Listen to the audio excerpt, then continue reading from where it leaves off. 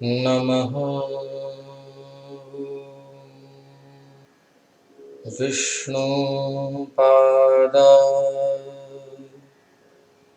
कृष्णप्रेष्ठाय भूतले श्रीमते भक्तिवेदान्त स्वामिनिति नामिने। नमस्ते सारस्वते देवे गौरवाणी प्रचारिणे निर्विशेष शून्यवादी पाश्चात्यदेश तारिणे। ॐ नमो भगवते वासुदेवाय। ॐ नमो भगवते वासुदेवाय। नारायणं नमस्कृत्य नरं चैव नरोत्तमं देवीं सरस्वतीं व्यासं ततो जयमुदीरयेत्। नष्टप्रायेष्वभद्रेषु नित्यं भागवत सेवया भगवत्युत्तमश्लोके भक्तिर्भवति नैष्ठिकी।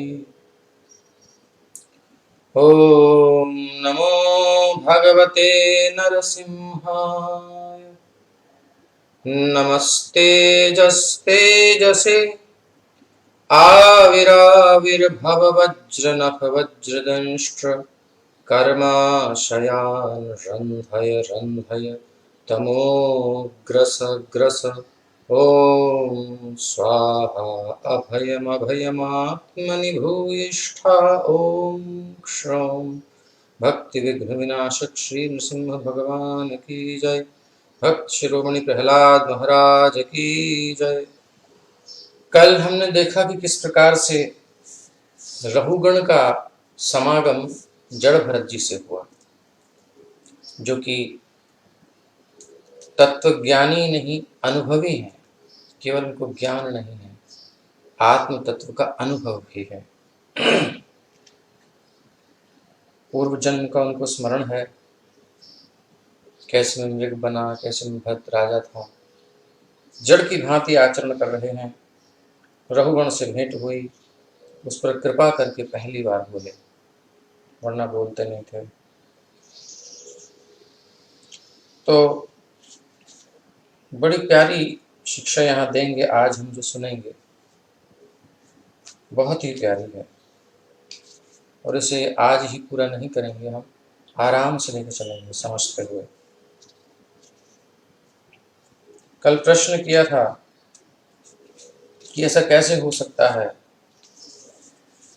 कि इस शरीर को कष्ट हो और आत्मा तक न पहुंचे। तंडुल गर्भ रंधी,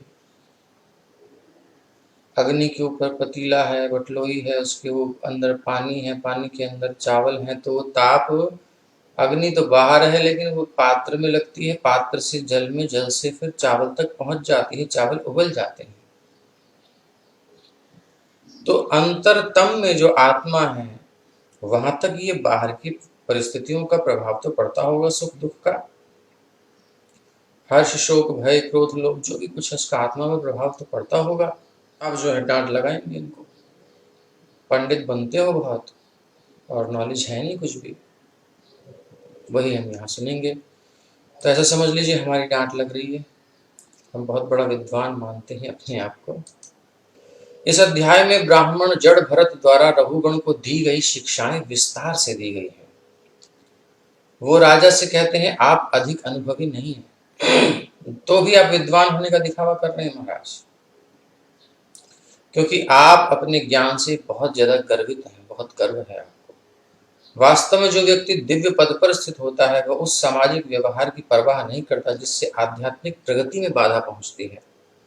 मतलब आत्मा का हानि हो, आत्मग्लानि हो, उस कार्य को नहीं करता वो व्यक्ति।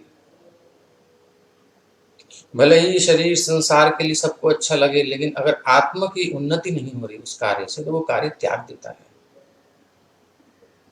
सामाजिक व्यवहार का क्षेत्र कर्मकांड अर्थात भौतिक लाभ है। ऐसे कार्यों से कोई भी आत्म उन्नति नहीं हो सकती, ये सब बाहर की चीजें हैं।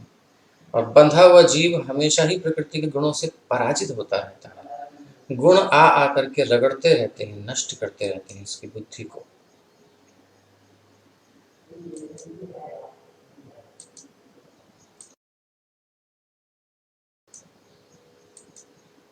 ढकते रहते हैं, प्रभावित करते रहते हैं,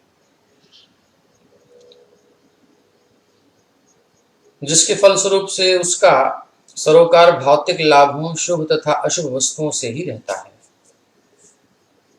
तो भगवान को छोड़कर यदि हम कुछ भी व्यवहार कर रहे हैं तो संसार में शुभ और अशुभ से ही जुड़े हुए हैं। दूसरे शब्दों में कहा जा सकता है कि इंद्रियों का राजा मन जन्म जन्मांतर भौतिक कार्यों में ही व्यस्त रहता है, जन्म जन्मांतर। इसलिए वो लगातार विभिन्न प्रकार के शरीर प्राप्त करता है, दुखदायक भौतिक स्थितियों से कष्ट पाता है। इसी मानसिक कूट रचना के आधार पर सामाजिक व्यवहार को सूत्रबद्ध किया गया है। जो भी हमारे व्यवहार हैं सामाजिक, इसी धारणा पर है। तो विभिन्न मतों के अनुसार 11 या 12 प्रकार की मानसिक गतिविधियां होती हैं जो सैकड़ों हजारों रूपों में रूपांतरित की जा सकती हैं। जो व्यक्ति कृष्ण भावना भावित नहीं है वो इन मानसिक कूट रचनाओं के वशीभूत होता है, प्रभाव डाल देती हैं ये रचनाएं उसके ऊपर, और अंत में माया द्वारा नियंत्रित होने लगता है, पूरा सरेंडर कर देता है माया को। जैसा मन करेगा वैसा ही करेंगे हम, मन के विपरीत नहीं जा सकते, बुद्धि के विपरीत नहीं जा सकते, जो अच्छा लगेगा वही करेंगे। मतलब माया जैसा कहेगी वैसा करेंगे, मतलब गुण जैसा चाहेंगे वैसा कराएंगे, यानी हम कठपुतली बन गए। जो जीव मानसिक और सोचता है कि मैं तो फ्री हूं, आई एम फ्री, जो मैं चाहूं वो करूं। तुम जो चाह रहे हो वो किसके अंडर में चाह रहे हो? माया के अंदर में। प्रकृति के गुण तुमसे करा रहे हैं, फोर्स कर रहे हैं, तुम सोच रहे हो मैं कर रहा हूं। ये है माया का बंधन। व्यक्ति को ऐसा अनुभव होता है कि वो स्वतंत्र है, बट वो परतंत्र होता है, गुलाम होता है पूरी तरह से। तो ये सब चीजें हैं, इसको बताएंगे आज। भगवान के आश्रम में आने से सब झंझट से मुक्त हो सकता है। तो प्रश्न प्रारंभ करते हैं। प्रथम श्लोक है, ब्राह्मण उवाच अकोविदः कोविदपादपादा वदस्यथो नातिविदां वरिष्ठः न सूरयो हि व्यवहारमेनं तत्त्वावमर्शेन सह मनन्ति। अकोविदः, कोविद अर्थात विद्वान, अनुभव युक्त। अकोविदः मतलब ना कोविदः, कोविद नहीं हो, जानकार नहीं हो, विद्वान नहीं हो। लेकिन कोविद वाद वादा, बोलते तो ऐसे हो जैसे बड़े विद्वान हो। अभी तक इसने ठूंठ कसे थे राजा रघुगण ने, अब ये महाराज सुना रहे ढंग से। वदस्यथो नातिविदां वरिष्ठः, राजन वैसे तो तुम थोड़ा भी अनुभव कुछ नहीं किए हो, थोड़े भी अनुभवी नहीं हो अध्यात्म पथ पे, तब भी तुम बहुत जैसे अनुभवी व्यक्ति हो ऐसे व्यक्ति के समान बोलने का प्रयत्न कर रहे हो। पकड़ में आ रही है तुम्हारी बात? व्यक्ति की वाणी बता देती है कि वो उसकी अंतःकरण की स्थिति क्या है, कितनी ही रट्टा मार ले, कितना हो कुछ कर ले, निकल ही जाती है मन से जो सच्चाई होती है। कुंभ में जा करके वीडियो बना रहे हैं बढ़िया से। ये हो जो हूशा छोटा सा लड़का सा है, खूब शो कर करके खूब एक्टिव रहता है, बहुत फॉलोअर्स हैं उसके, उसका कई है, और पिताजी का सपोर्ट है, सब करो, तुम्हारा टाइम है, छाओ। तो कुंभ में जा करके बढ़िया से एक्शन कर करके बनाई वीडियो। तो गंगा जल है, इसको पानी तो कहीं पहले पानी कहने लगा था, फिर जल कहते हैं, जल जल है, इसको जल कहेंगे तो अमृत है पूरा करके। और अंत में लास्ट में गंगा का पानी बिल्कुल लास्ट में जाकर के पॉइंट, जो वीडियो को एंड के जो 2-3 वर्ड थे उसमें जाकर के वो पानी बन गया। यानी इतना सब करने के बाद जैसे ही रिलीज किया उसने अपने मन को, उसके अंदर की बात साफ आ गई सामने। तो हमें ये खुद देखना चाहिए कि हमारे मन की स्थिति क्या है, हम आर्टिफिशियली दिखा रहे हैं। तो यहाँ तो हमारी तो कोई स्थिति है ही नहीं, क्योंकि हम तो प्रभुपाद जी की भागवत पढ़ रहे हैं और इसके आधार पर अपने मन को शुद्ध करने का प्रयास कर रहे हैं। मन तो बहुत दूषित है, बस भागवत का आश्रय, नाम का आश्रय है, कभी शुद्ध हो जाएगा। तो शो करना बड़ा खतरनाक है। आदमी को जो शो करता है उसी का नुकसान होता है। लोग तो समझते हैं, दीवाने होते हैं, फॉलोअर्स बहुत हो जाते हैं बाहर की क्रियाओं से, लेकिन अपने अंतःकरण की स्थिति अच्छी नहीं है तो किसी का लाभ भी नहीं हो सकता। तो वही कह रहे हैं कि तुम अनुभवी तो हो नहीं और अनुभवी व्यक्ति के समान बोलने का प्रयत्न कर रहे हो, इसलिए तुम्हें अनुभवी व्यक्ति नहीं माना जा सकता। जो जानकार नहीं है, भोले भाले हैं, वो तो समझ जाएंगे कि बहुत बड़े विद्वान जी, बहुत अच्छे, लेकिन जो अनुभवी हैं वो केयर नहीं करते। अनुभवी व्यक्ति कभी भी तुम्हारे समान स्वामी और सेवक अथवा भौतिक सुखों और दुखों के संबंध में इस प्रकार से नहीं बोलता। ये तो मात्र बाहर के कार्य हैं। बाह्य मतलब जड़ भरत जी अपने आप को आत्मा जान करके, शरीर को अपना कवरिंग मान करके, मन बुद्धि चित्त अहंकार जो भी कुछ है ये सब एक्सटर्नल है, मैटेरियल है, भौतिक है, प्रकृति का दिया हुआ है, इसको बाह्य मान करके और बात कर रहे हैं। बोले ये तो मात्र बाह्य कार्य हैं। कोई भी महान अनुभवी व्यक्ति परम सत्य को जानते हुए इस प्रकार की बातें नहीं करता। यानी शरीर में चेतना नहीं होती कि मैं ये शरीर हूं। प्राण हमारा वहां बसत है श्याम सुंदर के चरणों में, यहां तो खाली खोल पड़ा हुआ है। तो जैसे यहाँ पर डांट लगा रहे हैं, ऐसे भगवान श्री कृष्ण ने जब भगवत गीता बोलनी शुरू की, अर्जुन ने प्रश्न किया, शिष्यस्ते हम शादिमां त्वां प्रपन्नम यच्छ्रेयस्यान्निश्चितं ब्रूहि तन्मे, जो श्रेष्ठ हो बताओ, कार्पण्य दोषो बहत स्वभावः पृच्छामि त्वां धर्म सम्मूढ़ चेताः। महाराज पहले तो बहुत विद्वान बन के बोल रहे थे अर्जुन, ऐसा सुना है, लेकिन बाद में देखा इससे मामला सॉल्व होने वाला नहीं है, तो भगवान की शरण में आ गए। यही करना चाहिए।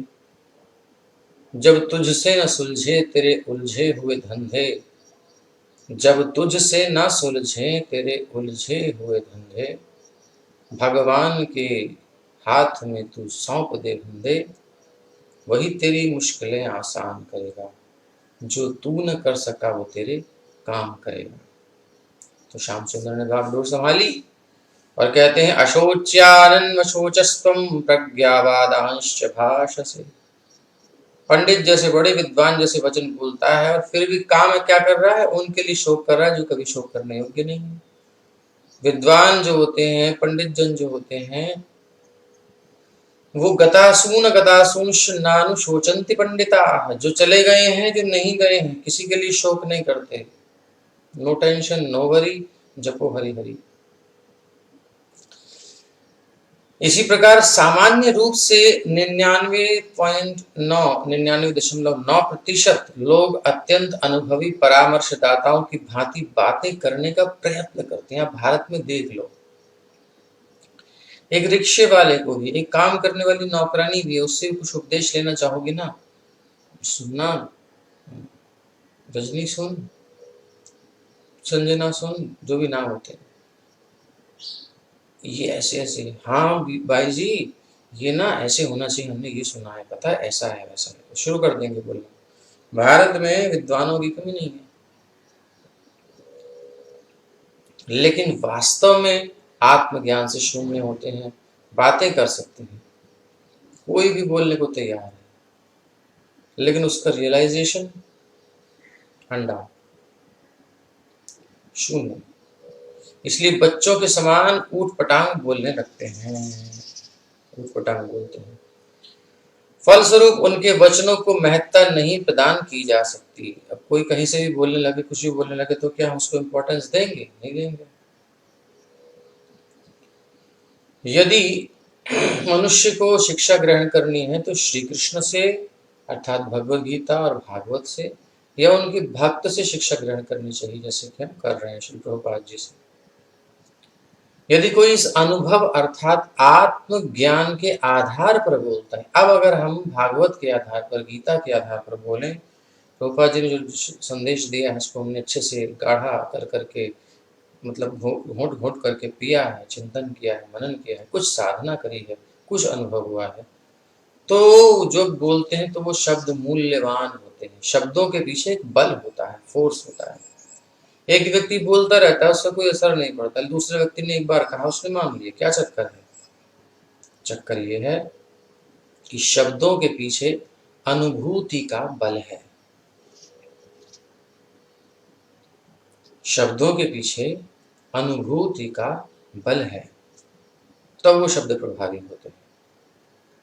आपने देखा होगा, यदि संतों का संग किया है, जो संत होते हैं, सिद्ध होते हैं, जीवन जिनका भगवत चरणों में समर्पित होता है, ऐसे भक्तों की बात टाल नहीं सकते लोग। उनकी बात हृदय को स्पर्श करती है, समझ में आती है। हरे कृष्ण कृष्ण कृष्ण हरे हरे, हरे राम राम राम हरे हरे। तो बात समझ में आती है उनकी, उनके हृदय से निकलती है, अनुभव से निकलती है, इस कारण से।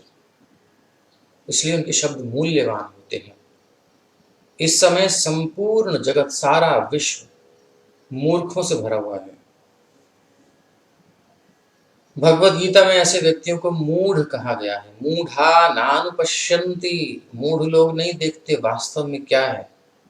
पश्यन्ति ज्ञान चक्षुषा, जिनको प्रॉपर सोर्स से नॉलेज मिली है वही देख सकते हैं, वही जानते हैं, वही ज्ञान चक्षु से देख सकते हैं। अब स्त्री को, खूब सारी माताओं को, स्त्रियों को खड़ा कर दो लाइन से, उसमें जो दृष्टि है, ज्ञान चक्षु जब तक नहीं होंगे तब तक हम उसमें क्या देखेंगे? मां का दर्शन कर सकते हैं? एक स्त्री में कोई मां का दर्शन कर रहा है, कोई पत्नी का कर रहा है, कोई बिटिया का कर रहा है। स्त्री तो स्त्री होती है, शरीर तो शरीर है, फिर क्या है? ज्ञान चक्षुषा, उसे ज्ञान है कि ये मेरी मां है, किस कारण से, कैसे, शास्त्र सम्मत ज्ञान चक्षु चाहिए, दिव्य चक्षु समन्वित, दिव्य चक्षु चाहिए। और फिर इन चर्म चक्षुओं से जब हम देखते हैं, ज्ञान चक्षु भावित, दिव्य चक्षु समन्वित चर्म चक्षुओं से जब हम देखते हैं, जो नेत्र बाद में आते हैं, ये आंखें तो देखती हैं बस, फीलिंग्स किसी और कारण से आती हैं।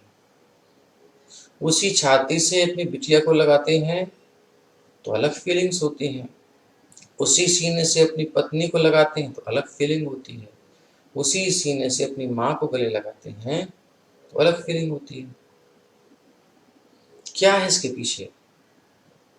त्वचा तो वही है, आंखें वही हैं, ये जो बाहर का है कवरिंग तो वही है, लेकिन इसके पीछे ज्ञान चक्षु है। तो ये चीजें इस प्रकार हम समझ सकते हैं कि संसार को देखने के लिए ज्ञान चक्षु की आवश्यकता है। और ऐसा नहीं है तो फिर मूढ़ है, वो मूर्ख है। इसलिए सारा संसार अस्त व्यस्त दशा में है।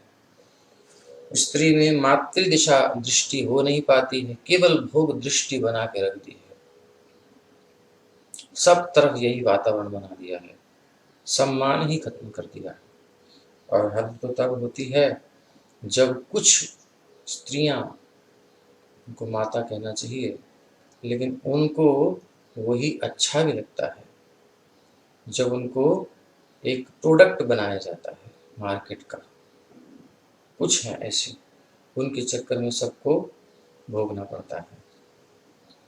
तो भैया शास्त्र के अनुसार चलेंगे तो सबकी वास्तविक स्थिति का पता चलता है, समाज सुव्यवस्थित रहता है और आत्मा की उन्नति होती है, आत्म कल्याण होता है। इन दयनीय परिस्थितियों से उबरने के लिए उन्हें कृष्ण भावना भावित होना चाहिए और जड़ भरत भगवान कृष्ण तथा कपिल देव जैसे महापुरुषों से शिक्षा ग्रहण करनी चाहिए। नीड है, आज जरूरत है। हर घर में भागवत होनी चाहिए, गीता होनी चाहिए, रामायण होनी चाहिए। राम जी का जन्म दिवस तो रामनवमी आ ही रही है, तो रामायण होनी चाहिए। और खाली होने से नहीं, उसका अध्ययन भी करना चाहिए।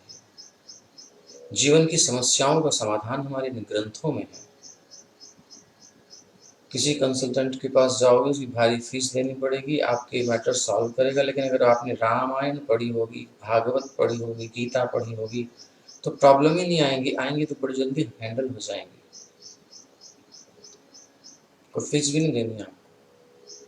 लेकिन हम इन सब से दूर हो गए, इसलिए मूर्ख होते जा रहे हैं। कोई भी हमें मूर्ख बना देता है।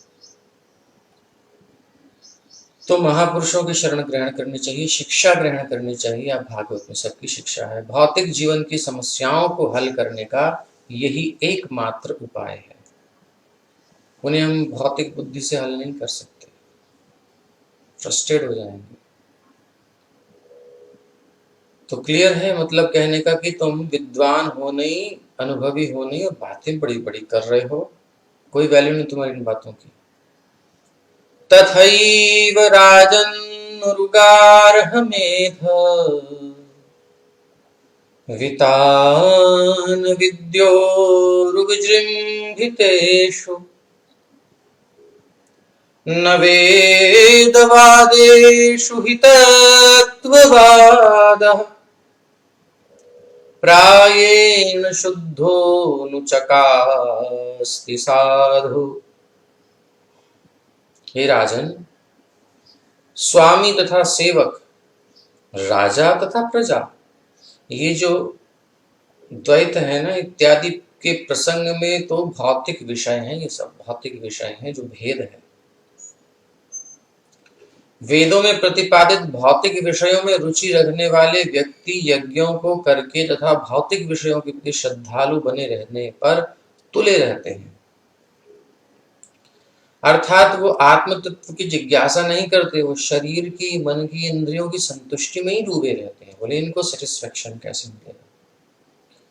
आंखों के सामने सुंदर व्यवस्था होनी चाहिए, सब कुछ सुंदर होना चाहिए, सोना। कानों को मधुर शब्द चाहिए, स्पर्श कोमल होना चाहिए, बढ़िया डबल बेड गद्दा होना चाहिए, सॉफ्ट होना चाहिए, चप्पल भी पहनेंगे सॉफ्ट, कपड़े भी सॉफ्ट होने चाहिए। Everything is soft. सॉफ्ट मतलब टच, फील हमको सॉफ्ट चाहिए, सुख कर चाहिए। रूप रस, बढ़िया स्वादिष्ट व्यंजन। अब सबका स्वाद अलग होता है, एक व्यक्ति को बड़ा खराब लगता है, दूसरे को बड़ा अच्छा लगता है। अब कुछ लोग सब गड्ढ करके सान करके खाते हैं, बंगाल आदि में देखेंगे तो दूसरा दिखते है कैसे खा रहे हैं। पंजाबी खाता है बढ़िया से, हरियाणा में अलग तरीके से। हर देश की अलग अलग पद्धति है, मतलब हर प्रदेश की,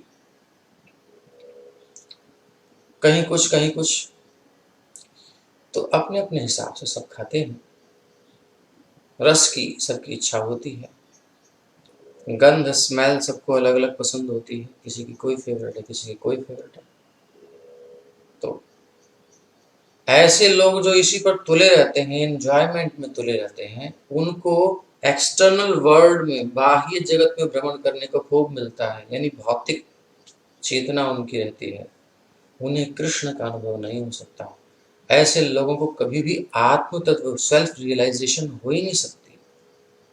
जितना हम एक्सटर्नल में फंसे हुए हैं, इंटरनल का अनुभव नहीं होगा।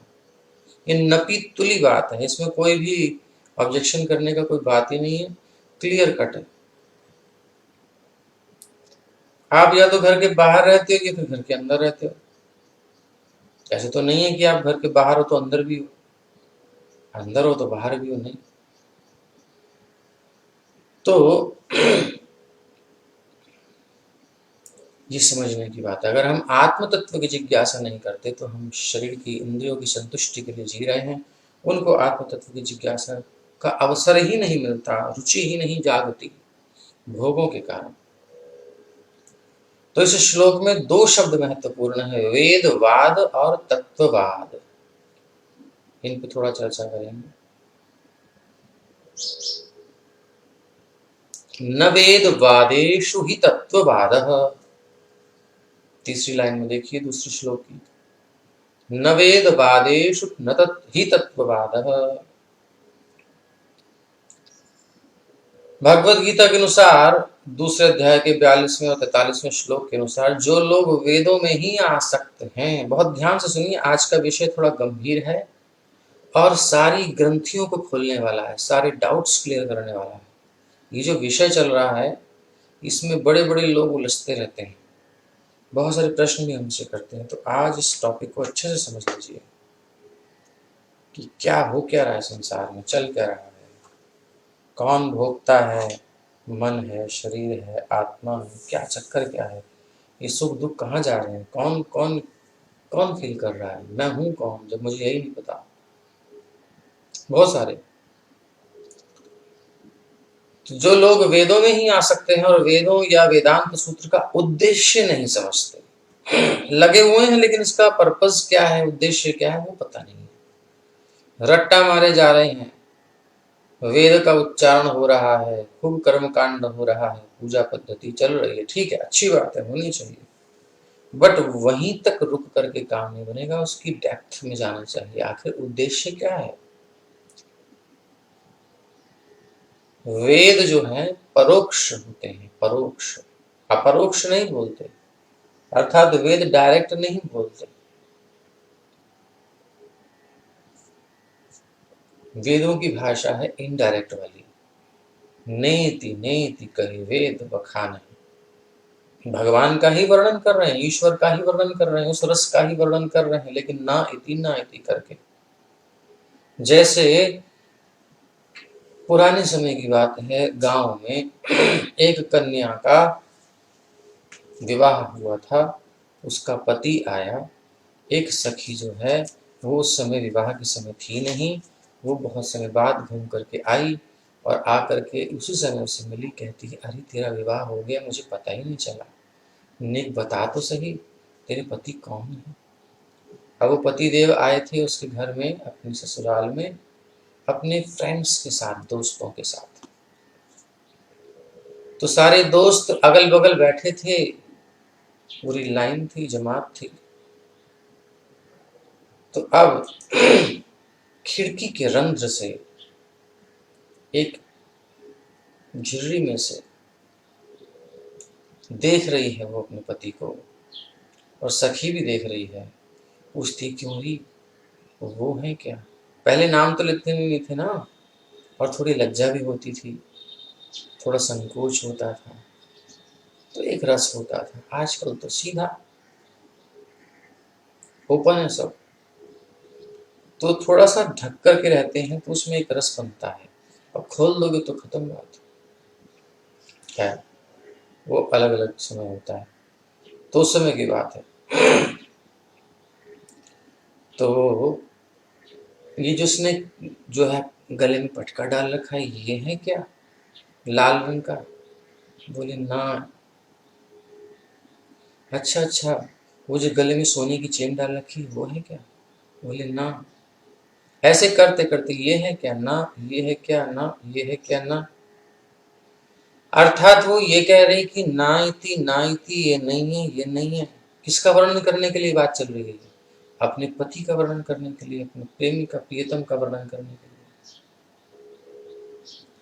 ये नहीं है, ये नहीं है, ये नहीं है, तो क्या वो है? तो बस वही मौन हो जाती है, झुक जाती है, समझ जाती है कि हाँ यही है। तो वेद भी न इति कर करके वर्णन कर रहे हैं, अंत में जाकर मौन हो जाते हैं, जहाँ वही कृष्ण तत्व है। वेदैश्च सर्वैरहमेव वेद्यो वेदांत विद्वेद वेदांत कृद्वेद विदेव चाहम। तो वेदों की भाषा अपरोक्ष है, ऐसा नहीं है। वेदों की भाषा परोक्ष है, अर्थात वो डायरेक्ट वर्णन नहीं कर रहे, इनडायरेक्टली कर रहे हैं। तो जो लोग वेदाध्ययन में रत हैं, याम इमाम पुष्पिताम वाचम प्रवदन्ते विपश्यतः वेदवाद रताः पार्थ नान्यदस्तीति वादिनः कामात्मानः स्वर्गपरा जन्म कर्म फलप्रदां क्रिया विशेष बहुलां भोगैश्वर्य गतिं प्रति।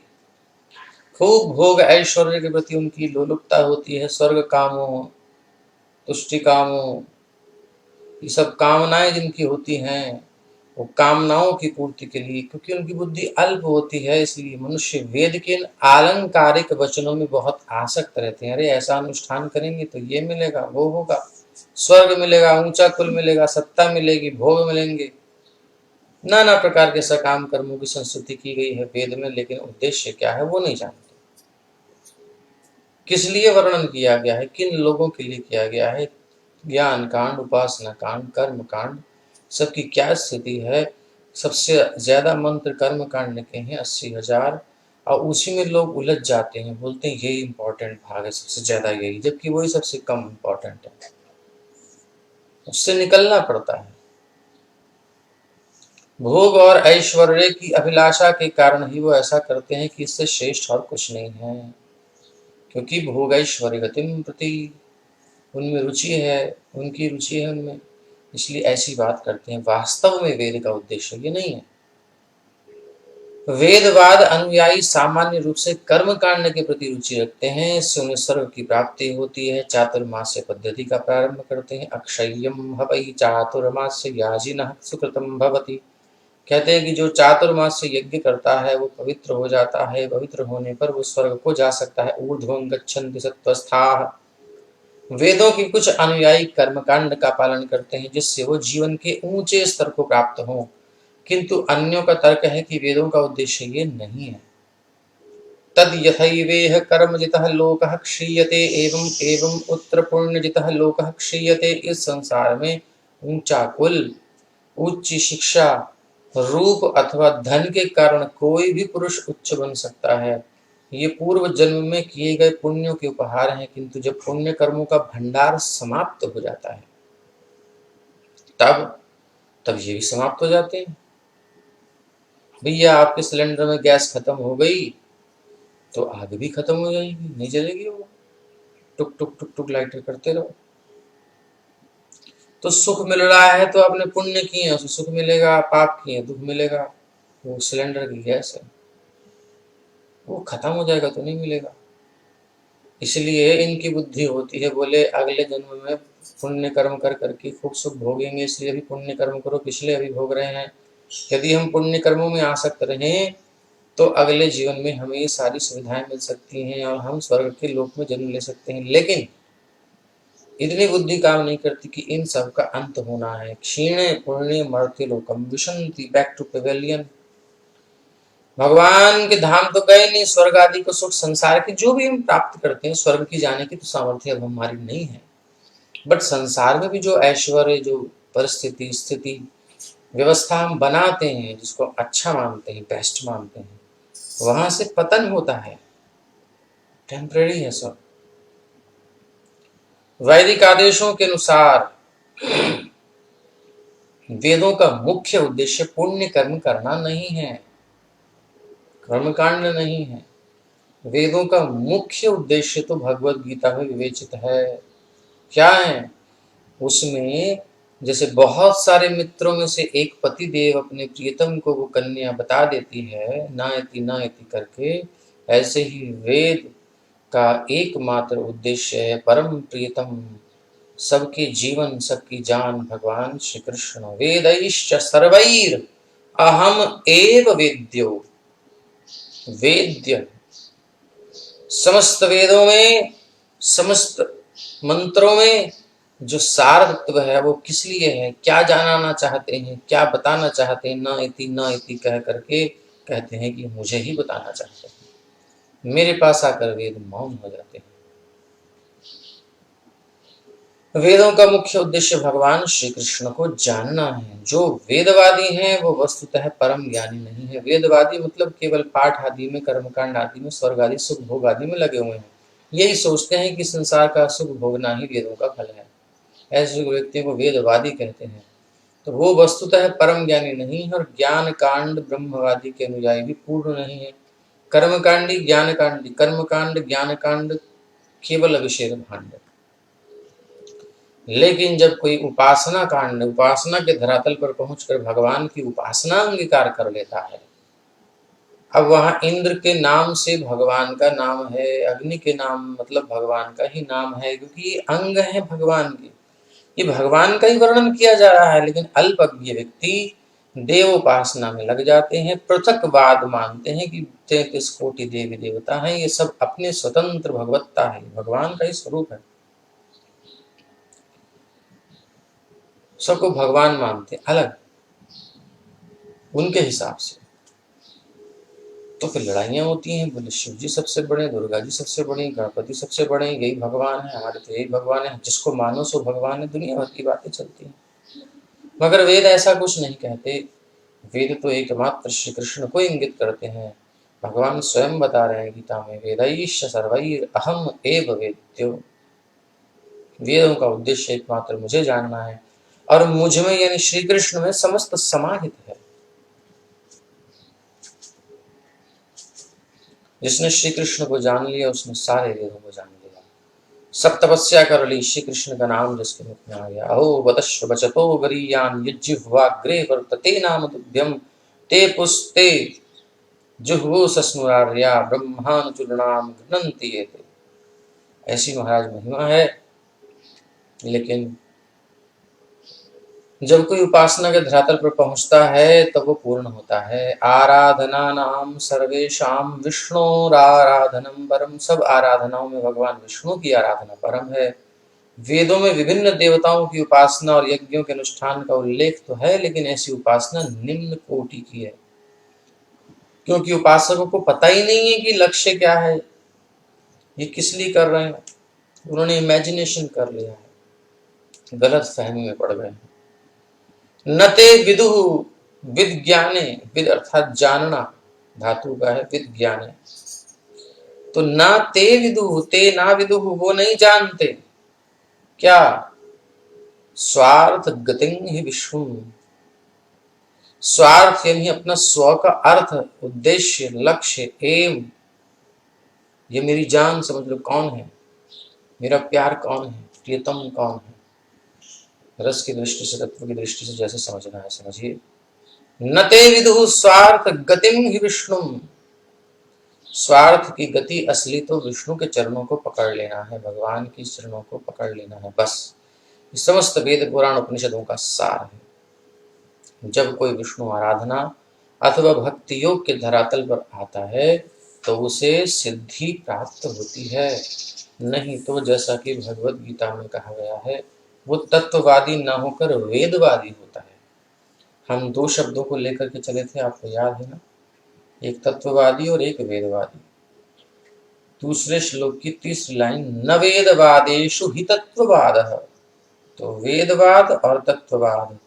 तो वेदवाद मतलब जो केवल कर्मकांड आदि में, देवोपासना में, संसार के सुखों के भोग के लिए ही लक्ष्य मानकर, भोगों को ही लक्ष्य मान करके वेद का अध्ययन करते हैं, कर्मकांड करते हैं, बड़े निपुण होते हैं, बड़े नियम से चलते हैं, बड़ा ध्यान रखते हैं, लेकिन वो वेदवादी हैं। उनको वास्तविक लाभ नहीं मिलेगा, क्षणिक मिलेगा। लेकिन जो तत्ववादी हैं, जो तत्व को जानने वाले हैं, वो तो श्री कृष्ण की शरण में आ जाते हैं, वो वेदों से भगवान को प्राप्त कर लेते हैं।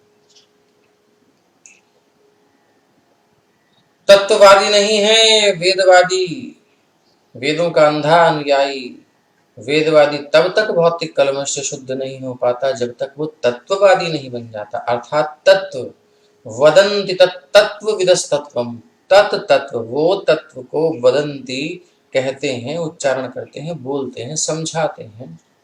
तत्व उस तत्व के बारे में, वदन्ति तत्व विदस, तत्व विद मतलब जानने वाला, तत्व को जानने वाले जो रियलाइज्ड सोल हैं, वदन्ति तत्व विदम, उस तत्व के बारे में बोलते हैं। क्या बोलते हैं? ब्रह्मेति परमात्मेति भगवान इति शब्दते। ब्रह्म परमात्मा और अंत में जब भगवान में पर्यवसान होता है तो यही पूर्ण तत्व है, इससे बढ़कर कुछ नहीं है। तत्व का ज्ञान होने पर भी भगवान विष्णु और उनके अंशों की उपासना करते रहना चाहिए। अब कुछ लोग कहते हैं ब्रह्म ही इति है, इससे आगे कुछ नहीं। कुछ कहते हैं परमात्मा ही इति है, इससे आगे कुछ नहीं है।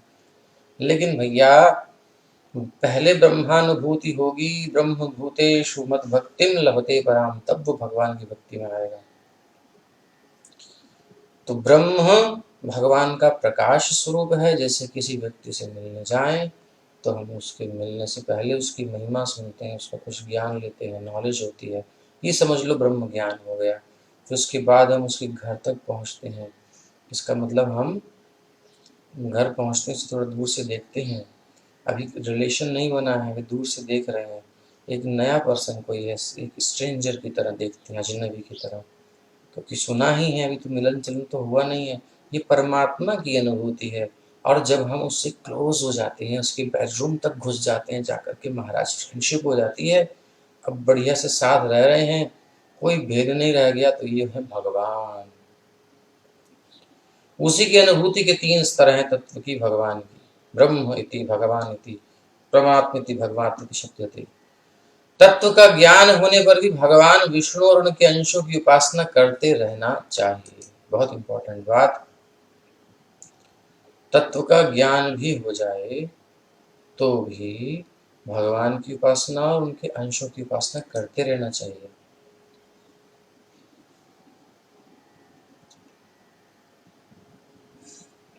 नहीं तो मनुष्य इतने पर भी अपूर्ण रहेगा। बहुनाम जन्म नामन्ते ज्ञानवान माम प्रपद्यते।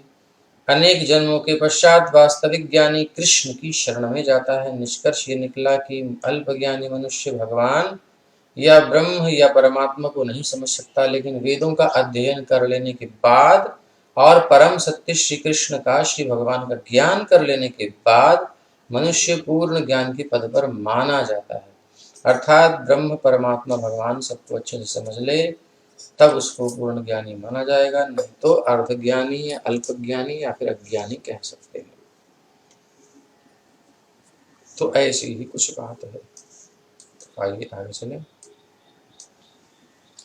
श्लोक समझ में आ गया आपको? क्लियर हो गया? ये कुछ डाउट है?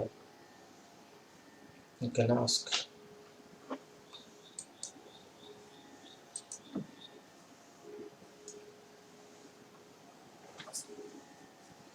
ठीक है, आगे चलते हैं फिर। न तस्य तत्वग्रहणाय साक्षात्, रघुगण को जड़ भरत जी, जो कि सेल्फ रियलाइज्ड सोल हैं, पर्सन हैं, जीव हैं, भगवान के भक्त हैं, जो उस स्थिति में जी रहे हैं, वो उस स्थिति का वर्णन कर रहे हैं, हम जैसा व्यक्ति नहीं। ध्यान से सुनते रहिए। न तस्य तत्वग्रहणाय साक्षात् वरीयसीरपि वाचः समासन्, स्वप्ने निरुक्त्या गृह्मेधि सौख्यं, न यस्य हेयानुमितं स्वयं स्यात्। स्वप्न मनुष्य को जागने के बाद अपने आप ही झूठा प्रतीत होता है। सोते समय तो रियल लगता है, बट जागने के बाद तो अपने आप झूठा हो जाता है ना, कोई बताना थोड़ी पड़ता है किसी को, सेल्फ रियलाइज हो जाता है। स्वप्न मनुष्य को अपने आप झूठा और बेकार लगने लगता है, कोई वैल्यू नहीं उसका। इसी प्रकार उसे इस लोक में अथवा स्वर्ग में, इसी जीवन में अथवा अगले जन्म में भौतिक सुख की कामना तुच्छ लगती है, बेकार है। जब उसे इसका बोध हो जाता है, इसका अनुभव हो जाता है, रियलाइज हो जाता है, तो श्रेष्ठ साधन होने पर भी वेद सत्य का प्रत्यक्ष ज्ञान कराने में अपर्याप्त लगने लगते हैं। उस स्टेज में फिर वेदों की उसको प्रयोजन नहीं रह जाता, फिर वो भगवान के नाम में, उनकी भक्ति में डूब जाता है। वेदाध्ययन का उद्देश्य यही है। अब देखो, चार युग वेद पढ़ाई करी, चारों वेदों की पढ़ाई करी, खूब टाइम लगता है महाराज। व्याकरण चाहिए, अलंकार चाहिए, साहित्य तो खैर क्या होगा उसमें, हाँ ये तो साहित्य का विषय अलग हो जाता है। 12 विषय होते हैं जिसको वेद अध्ययन करना है, क्योंकि हम सब अभी कली के जीव हैं, गुरुकुलों की व्यवस्था नहीं है। बचपन से होता है, जो कॉन्वेंट में पढ़े या फिर सरकारी स्कूलों में पढ़े उनको क्या होश है, हम जैसों को, जो गुरुजनों की कृपा से कुछ मिल गया। तो व्याकरण होना चाहिए, निरुक्त होना चाहिए, कल्प है, छंद है, ये सब जो है वेद के अंग हैं। इन सब का अध्ययन करता है तब वेदाध्ययन पूर्ण होता है, तब समझ में आते हैं वेद। अब ज्योतिष नहीं है तो फिर नेत्र ही नहीं है, व्याकरण नहीं तो क्या गति होगी। तो व्याकरण का ही अध्ययन करने में नानी याद आ जाती है, 12 साल चाहिए, साथ में और भी विषय हैं। तो इन सब का अध्ययन इतना परिश्रम करता है विद्यार्थी, तब वेद में थोड़ी निष्णात होता है। आचार्यवान हो, आचार्य के चरणों में बैठ करके आवृत्ति करे, बार बार मनन करे, चिंतन करे, पूरा सैक्रिफाइस। कोई फोन नहीं, कोई ईमेल नहीं, कोई मेल नहीं।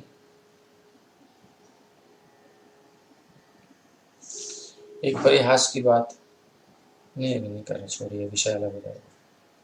तो इतना परिश्रम करके वेदाध्ययन किया, चारियु वेद पढ़ाई करी, लेकिन सब कुछ करने के बाद भी हरि सुन लाया हेत, हरि से प्रेम नहीं किया, भगवान समझ में नहीं आए। आपने सारा वेद अध्ययन किया, बड़ा परिश्रम किया, लेकिन जिसको इंगित कर रहा है, जो लक्ष्य है वेद ज्ञान का, वेद को पढ़ने का, वही हाथ नहीं आया। आप खेत में घुसे, आपको जो है मक्का का भुट्टा आपने देखा, लेकिन उसके अंदर जो है बाली है ही नहीं, दिखी नहीं बाली, तो कोई ले गया। और आपको उसमें अन्न मिला नहीं, मक्का मिली नहीं, तो खेत में घुसे आप, हरियाली वाली देखी, खूब किया, लेकिन आपको फायदा क्या हुआ? अगर आप केवल उसकी डंडियों को देख करके आगे, पत्तों को देख करके आगे, उसके अंदर जो भुट्टा है वो देखा ही नहीं आपने, तो एक दो पत्तियां उतार के देख ली, भुट्टा होता है ना हरा हरा, मक्का, कॉर्न कहते हैं, कॉर्न। तो उसकी पत्तियों को देख करके बड़ी अच्छी सेटिंग है, बढ़िया लग रहा है, अच्छा है, देख के आगे तो फायदा क्या हुआ? अरे खोलो, उसके अंदर से भुट्टा निकलेगा।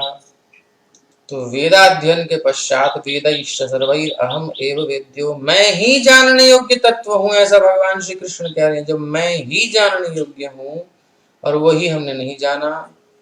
चारियु वेद पढ़ाई करी, हरि सुन लाया हेत, बाली कबीरा ले गया, पंडित ढूंढे खेत।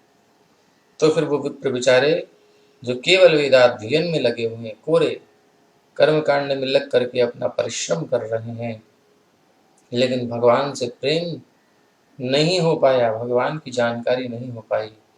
कौन है परम पिता परमेश्वर जगदीश्वर? वेद में अपरोक्षवाद नहीं है, परोक्षवाद है। इसलिए साकारता का कहीं कहीं वर्णन दिखता है, लेकिन एक उपनिषद है ईशोपनिषद, उसमें भगवान के साकार रूप का प्रत्यक्ष वर्णन है। तो कुछ लोग कहते हैं कि उपनिषदों में कहाँ साकार की बात है, वेद में कहाँ साकार की बात है, उपनिषदों में क्यों नहीं है? बड़े प्रसिद्ध वक्ता है महाराज, बहुत प्रसिद्ध वक्ता, दुनिया में उनकी गूंज है, गुजरात के। लेकिन वो इनकी ये स्टेटमेंट है कि उपनिषद में कहाँ साकार का वर्णन है।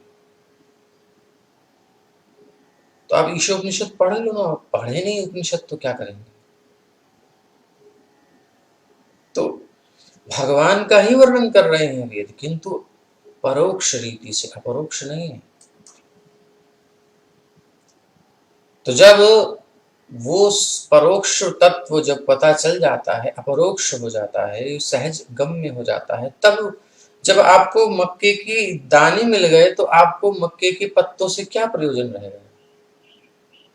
भाई आपने खेती करी, पानी लगाया, खाद लगाई, सब कुछ किया, बढ़िया केयर करी, बकरी से बचाया, बचपन में छोटे पौधे थे तो बाद में फिर जानवरों से बचाया, आपने बाड़ बंदी करी, सब कुछ किया, किस लिए किया था, उसमें से मक्का निकले। और जब मक्का निकल गई तो फिर कोई टेंशन नहीं, फिर तो जो जिसका हो। ऐसे ही वेद अध्ययन करके यदि भगवत प्राप्ति नहीं हुई, भगवान का नाम, भगवान की रूप, भगवान के गुण लीला में हमारी रुचि नहीं हुई, की कथा में रुचि नहीं हुई, तो सब वेदाध्ययन व्यर्थ हो गया। तो स्वप्न मनुष्य को अपने आप झूठा लगने लगता है, व्यर्थ लगने लगता है। जैसे ही जागता है उसी प्रकार इस लोक में अथवा स्वर्ग में, इसी जीवन में अथवा अगले जन्म में भौतिक सुख की कामना बड़ी तुच्छ लगने लगती है, क्योंकि इसे परम रस मिल जाता है, छोटे मोटे रस के लिए नहीं घूमता। जिसको बढ़िया शुद्ध शहद मिल गया हो, पात्र में भरा हुआ स्वच्छ, वो जमीन पर गिरे हुए मिट्टी में सने भय शहद की इच्छा करेगा? नहीं करेगा। तो संसार का सुख ऐसा ही है, दुख मिश्रित, दुखालयम अशाश्वतम, अनित्य है। जिसको वास्तविक रस मिल जाएगा, रसो वही सह कहकर वेद जिसका वर्णन करते हैं, वो रस स्वरूप श्री कृष्ण जिसको प्राप्त हो जाएंगे, वेदैश्य सर्वैर अहम एव वेद्यो, फिर वो इस जन्म में, अगले जन्म में, इस लोक में, परलोक में जो भौतिक सुख भोग रहे हैं उसकी कामना ही नहीं करता। वो तुच्छ लगती है, क्या मांगना था। जब उसे इसका बोध हो जाता है तो श्रेष्ठ साधन होने पर भी वेद सत्य का प्रत्यक्ष ज्ञान कराने में अपर्याप्त लगने लगते हैं, क्योंकि वेद कह रहे हैं ना इति ना इति ना इति, ये नहीं है, ये नहीं है। तो कहता है आप ठीक है, समझ गया इनमें ये किस प्रकार से बोल रहे हैं। वो अपर्याप्त लगते हैं उसको फिर वेद, फिर वो रसपान में मस्त होता है। तो भगवत गीता के दूसरे अध्याय के 45वें श्लोक में श्री कृष्ण ने अर्जुन को उपदेश दिया कि वो प्रकृति के 3 गुणों से प्रेरित भौतिक कार्यकलापों के प्रति अतीव अतीत मतलब दिव्य बने, इन भौतिक कार्यकलापों से ऊपर उठे। त्रैगुण्य विषया वेदा, वेदों में त्रिगुणात्मक विषयों का वर्णन है। निस्त्रैगुण्यो भवा अर्जुन, निस्त्रैगुण्य बनो, तीनों गुणों से ऊपर उठो। तो वेदों के अध्ययन का उद्देश्य क्या है? वैदिक अध्ययन का उद्देश्य प्रकृति के 3 गुणों के विषयों का लंघन कर जाना है, क्रॉस ओवरकम कर जाना है। वेद अध्ययन करके प्रकृति के 3 गुणों से ऊपर, भौतिक नेचर्स, प्रकृति से, मैटर से परे हो जाना है। निस्संदेह इस संसार में सात्विक गुण को सर्वश्रेष्ठ माना जाता है। 3 गुण है, सत्व रज तम। तो तम सबसे निकृष्ट है, उसके बाद रजोगुण भी बंधन करने वाला क्लेशदा है, लेकिन सत्वगुण थोड़ा शांति, थोड़ा प्रकाश प्रदान करता है, नॉलेज देता है, श्रेष्ठ है। और सत्वगुण पद प्राप्त होने पर मनुष्य को स्वर्ग मिल सकता है, सुख मिल सकता है, लेकिन ये कोई सिद्धि नहीं है। मनुष्य को तो ये निष्कर्ष पर पहुंचना चाहिए कि सत्वगुण पद भी उत्तम नहीं है। ठीक है, हम घर से निकल करके, कुछ दूर चल करके, गाड़ी में बैठ करके और एयरपोर्ट पहुंच गए। एयरपोर्ट पहुंच गए तो वो गंतव्य नहीं है हमारा, वहां भी टिक नहीं सकते, ज्यादा देर करोगे तो बाहर निकाल देंगे। नहीं, आप कितना रुकोगे? आपकी फ्लाइट ही नहीं है तो फिर कहेंगे भैया तुम बहुत देर से बैठे हो, क्या कर रहे हो? बोले कुछ नहीं, यहीं पे बस जीवन का यही लक्ष्य है। फ्लाइट ही छोड़ दो तो बेकार हो गया ना, फिर आपको रहने नहीं देंगे। तो रहना किसी काम का भी नहीं है, रह भी लो तो क्या कर रहे हो वहां? फ्लाइट पे बैठना था हमको, एयरप्लेन में जाना था, तो ऐसे ही दिव्य सत्व, विशुद्ध सत्व तक पहुंचना है, अर्थात भक्ति को प्राप्त करना है। तो मनुष्य को तो ये निष्कर्ष पर पहुंचना चाहिए कि सत्वगुण पद भी उत्तम नहीं है। देखो आज थोड़ी फिलोसॉफिकल टॉपिक है, बहुत सुंदर है, गंभीर है, आपको समझ में आ रहा है ना?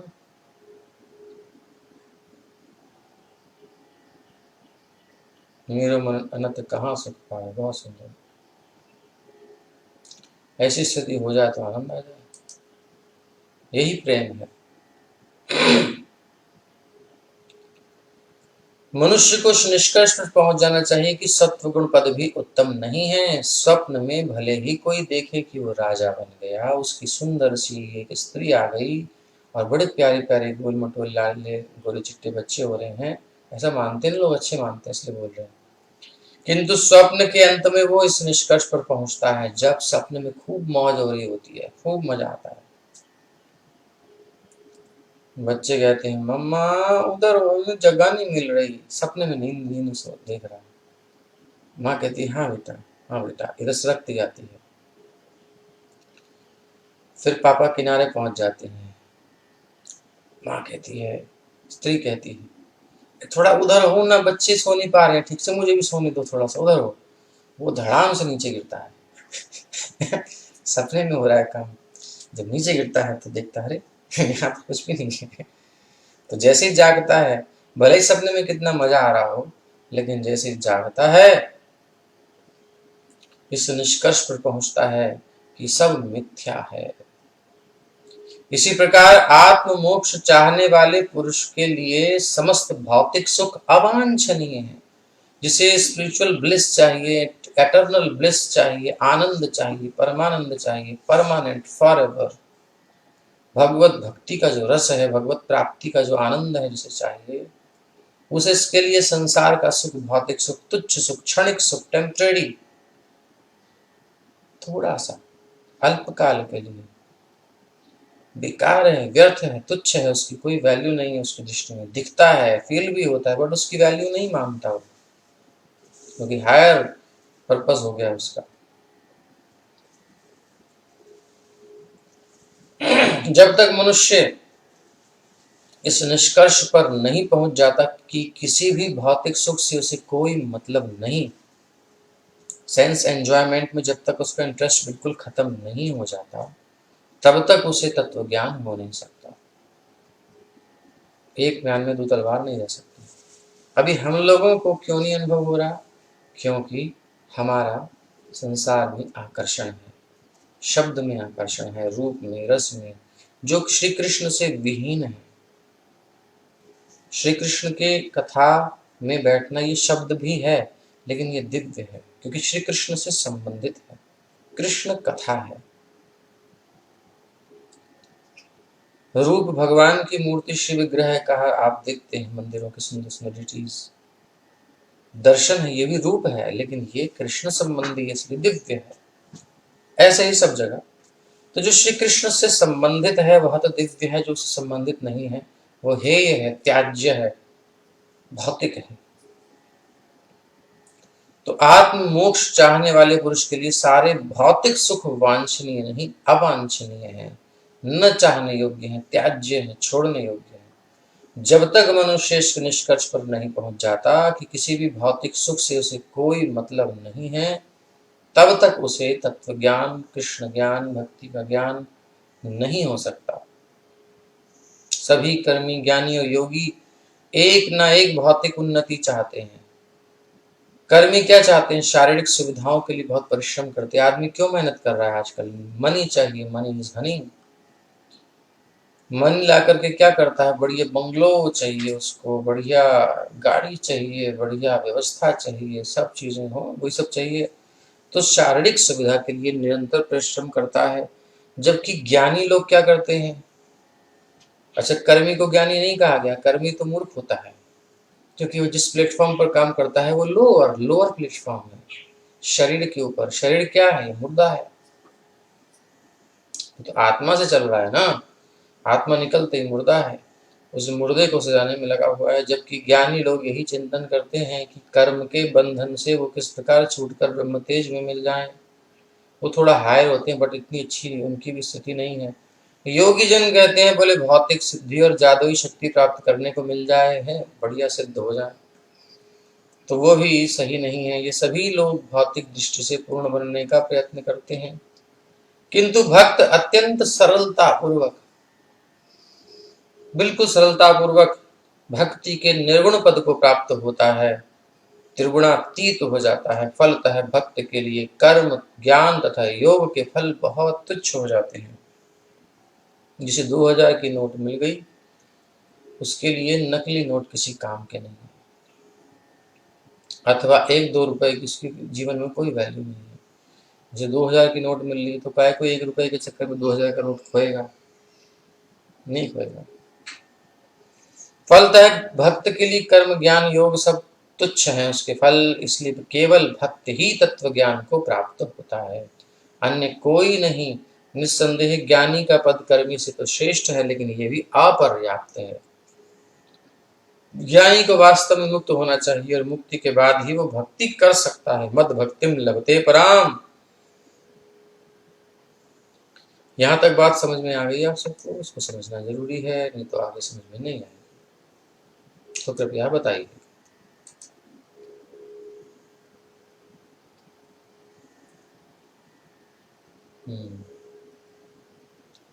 ठीक है।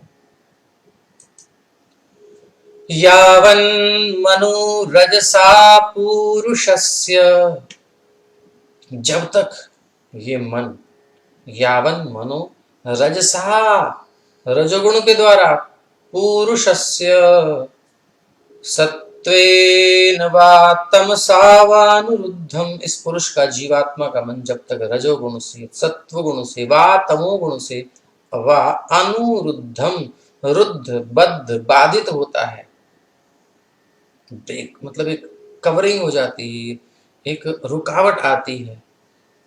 चेतोभिराकूतिभिरातनोति निरंकुशं कुशलं चेतरं वा, जब तक जीवात्मा का मन तीनों गुणों सत्व, रज और तमो गुणों से दूषित रहता है, तब तक वो स्वच्छंद अनियंत्रित हाथी के समान रहता है। अनियंत्रित हाथी होना बहुत अच्छी चीज नहीं है। जो हाथी पगला गया हो, अनियंत्रित हो, वो कुछ भी उखाड़ पछाड़ देगा, किसी को भी पटक देगा। ये मत सोचिए कि बहुत अच्छी चीज है अनियंत्रित हाथी, मन में आ रहा होगा। वो इंद्रियों का उपयोग करके शुभ तथा अशुभ कर्मों के क्षेत्र को केवल बृहत्तर बनाता है। जिसका मन अनियंत्रित है, कंट्रोल में नहीं है अपने, तो किसके कंट्रोल में है फिर वो? सत्व गुण के, रजोगुण के, तमोगुण के, त्रिगुणात्मिका प्रकृति के नियंत्रण में। प्रकृते ही क्रियमाणानि गुणैः कर्माणि सर्वशः अहंकार विमूढ़ आत्मा कर्ता अहम इति मन्यते। गुण प्रभावी हैं, गुण उसको फोर्स करते हैं। अब अच्छा व्यक्ति अच्छा क्यों है? क्यों उसके अंदर सबके हित की कामना है? क्योंकि सत्व गुण का उसके अंदर प्रभाव है। अब कोई पैशनेट पर्सन है, बहुत सारे उसको धन चाहिए, बंगला चाहिए, गाड़ी चाहिए, ये चाहिए, वो चाहिए, टसमस चाहिए, जाने कहाँ सब इच्छाएं भरी पड़ी हैं। ये क्यों कर रहा है? क्योंकि वो रजोगुण से प्रभावित है। कुछ लोग कहते हैं यार, जो सोने में मजा है, खाने में मजा है, डराने में मजा है, वो कहीं मजा नहीं है। नशे में जो मजा है वो कहीं मजा नहीं है। तो वो क्या है? बोले वो तमोगुण से प्रभावित है, गुलाम है। वो सोचते हैं कि हम स्वतंत्र हैं, ऐसा नहीं है। बल्कि इन तीनों गुणों से जब तक दूषित रहता है तब तक गड़बड़ है। इंद्रियों का उपयोग करके शुभ अशुभ कर्मों के क्षेत्र को केवल बड़ा बनाता है। अब वो करता क्या है? गुणों से प्रभावित होकर के शुभ करेगा या अशुभ करेगा, या तमोगुणी रजोगुणी होगा तो गलत करेगा, रजोगुणी सत्वगुणी होगा तो अच्छा करेगा, सत्वगुणी होगा तो थोड़ा और अच्छा कर लेगा। पाप करेगा या पुण्य करेगा या मिश्रित करेगा, बात खत्म। यही तो बढ़ रहा है ना। ये क्या है? ये प्रकृति का एरिया, माया का एरिया, भौतिक जगत, ये चारों तरफ बढ़ रहा है, उसका बृहत्तर बनाता है, कर्मों के क्षेत्र को बृहत्तर बनाता है। एक के बाद एक कर्म, उसके बाद दूसरा कर्म, यही बढ़ाता रहता है। परिणाम क्या होता है? रिजल्ट ये होता है कि जीवात्मा इस संसार में भौतिक कर्मों के कारण मात्र सुख या दुख, कभी सुख कभी दुख का अनुभव करता है। आनंद की तो बात ही नहीं है इस जीवन में। थोड़े से सुख मिलता है, बड़ा समस्या आ जाती है, फिर सुख मिलता है, फिर समस्या आती है, अथवा दोनों साथ साथ चलते रहते हैं। दुखों को वो एडजस्ट कर लेता है, फील करता है कि यार ये सबके साथ लगा है, it's a life part of life, जो जीवन का एक हिस्सा है, ऐसा मान करके झेल लेता है।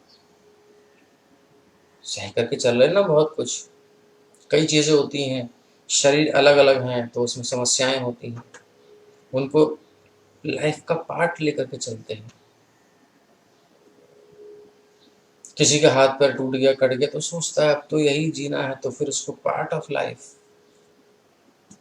ऐसी बहुत सी चीजें हैं। सुख आनंद नहीं मिलता, सुख और दुख मिलता रहता है। अगर इस कर्म कांड में पढ़ेंगे, अगर एंजॉयमेंट में पढ़ेंगे, अगर गुणों से प्रभावित रहेंगे तो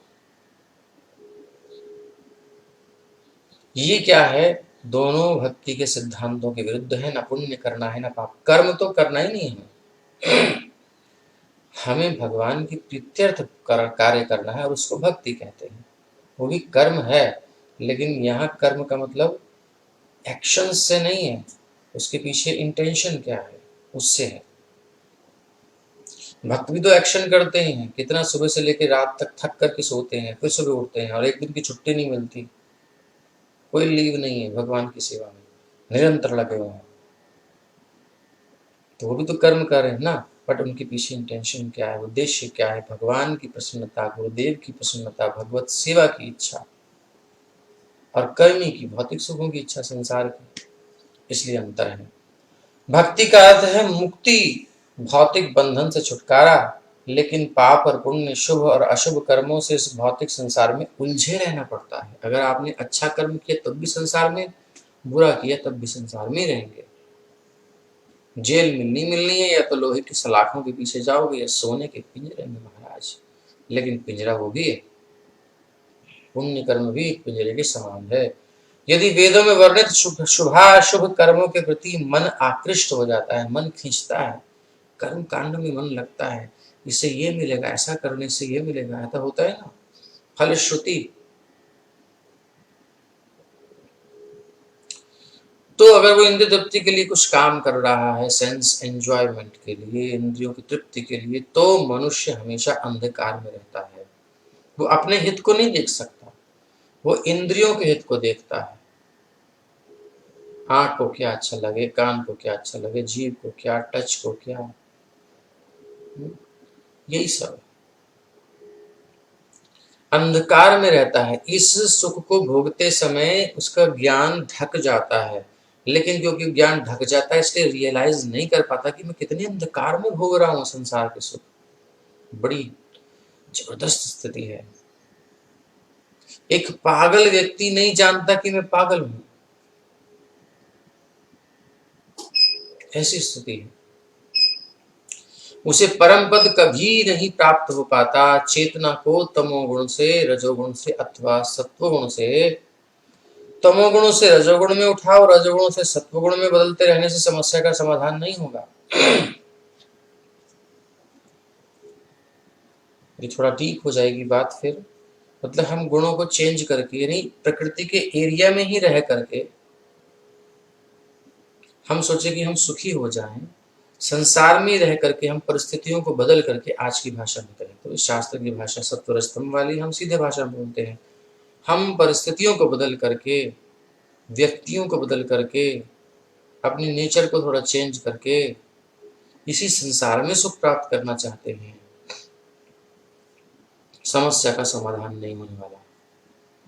भगवद गीता 14वें अध्याय के 26वें श्लोक में कहा गया है, सगुणान समति इत्ययितान, यानी गुणों से परे जाना पड़ेगा, और उसके लिए हमें अपनी इंद्रिय तृप्ति को त्यागना पड़ेगा। जो सुख मिल रहा है भौतिक जगत में उसको छोड़ना पड़ेगा अपनी इच्छा से, और अपनी इच्छा से भगवान की सेवा नहीं मन कर रहा फिर भी करें, ये तपस्या है। तपो दिव्यम पुत्र का येन सत्वम शुद्धेद्यस्मात् ब्रह्म सौख्यम तनंतम। उससे होगा क्या, उससे हमारी सत्ता शुद्ध होगी, हमारी कॉन्शियसनेस डेवलप होगी। हम जो अज्ञान के कारण दुख को सुख मान रहे हैं,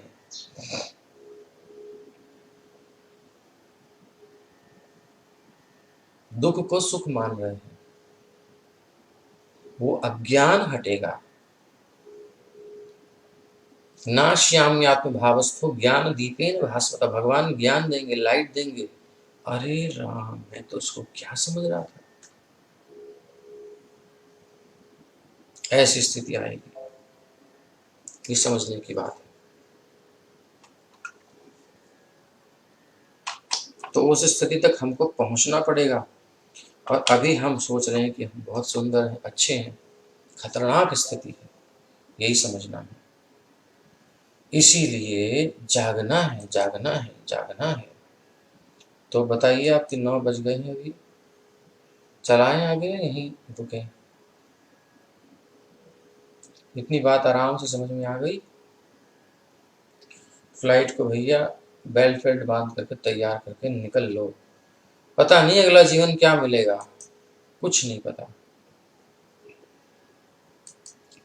हरे कृष्णा कृष्ण कृष्ण हरे हरे, हरे राम राम राम हरे हरे। जल्दी बताइए, आगे चलाएं।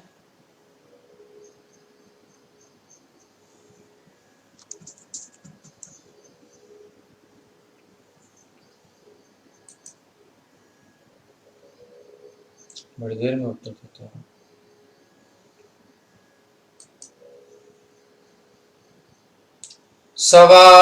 सवासनात्मा विषयोपरक्तो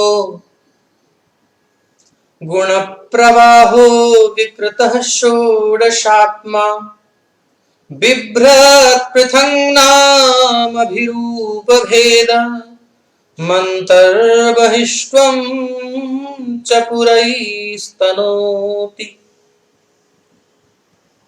शुभ तथा अशुभ कर्मों की इच्छाओं में लीन रहने के कारण सवासनात्मा, वासना मतलब इच्छा, डिजायर, कामना, चाह, स जो जीवात्मा है, वासनात्मा जो मन है, आत्मा यहां मन ले रहे हैं, तो वो जीव जो है जिसके मन में वासनाएं भरी हुई हैं, संसार संबंधी आनंद लेने की, सुख लेने की इच्छाएं भरी हुई हैं। सबकी इच्छा होती है ऐसा हो,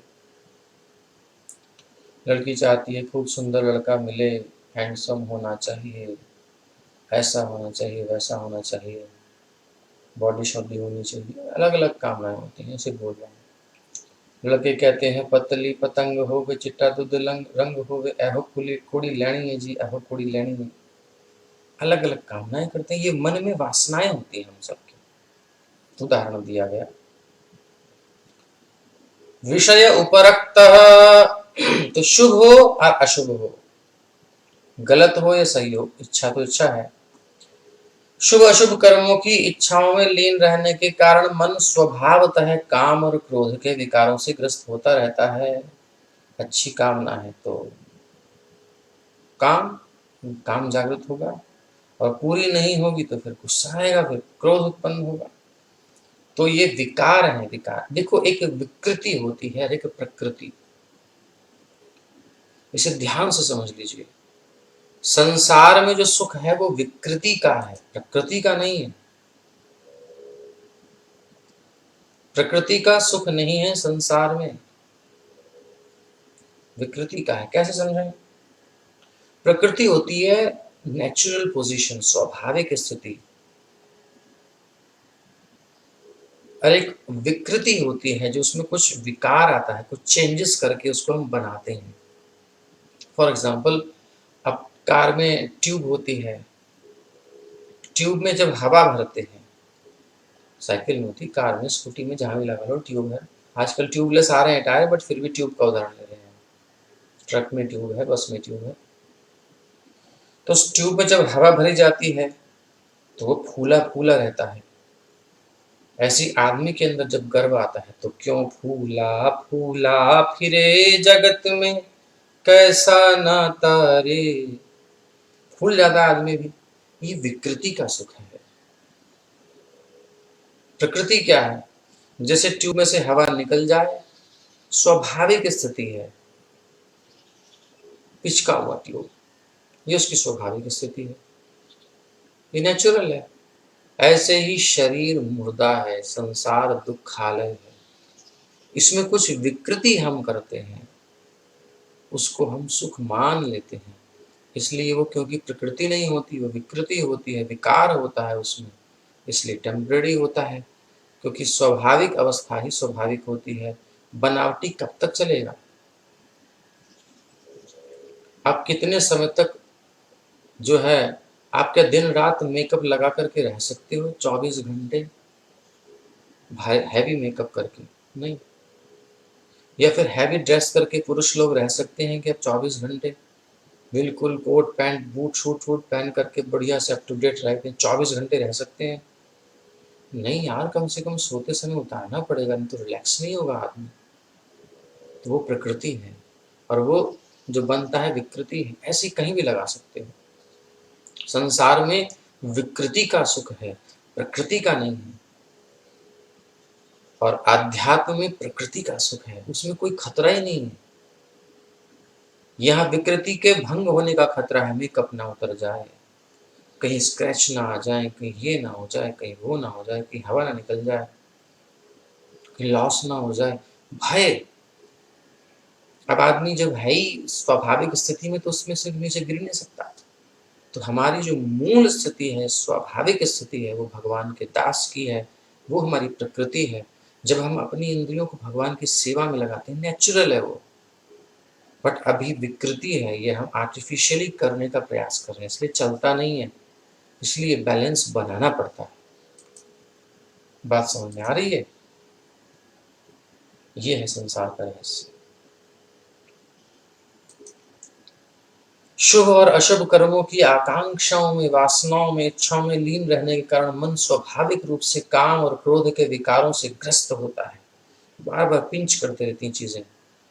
इस प्रकार वो भौतिक इंद्रिय सुख के प्रति आकृष्ट होता है। ये जो अट्रैक्शन है, ये विकार है हमारा, प्रकृति नहीं है, विकृति है। कहने का मतलब ये है कि मन सत्वगुण, रजोगुण और तमोगुण से संचालित होता है, controlled by nature, moods of nature, no independency. 11 इंद्रियों तथा 5 तत्वों, इन सब 16 कलाओं में से मन प्रधान है। 11 इंद्रियां कौन सी? 5 कर्म इंद्रिय, 5 ज्ञान इंद्रिय।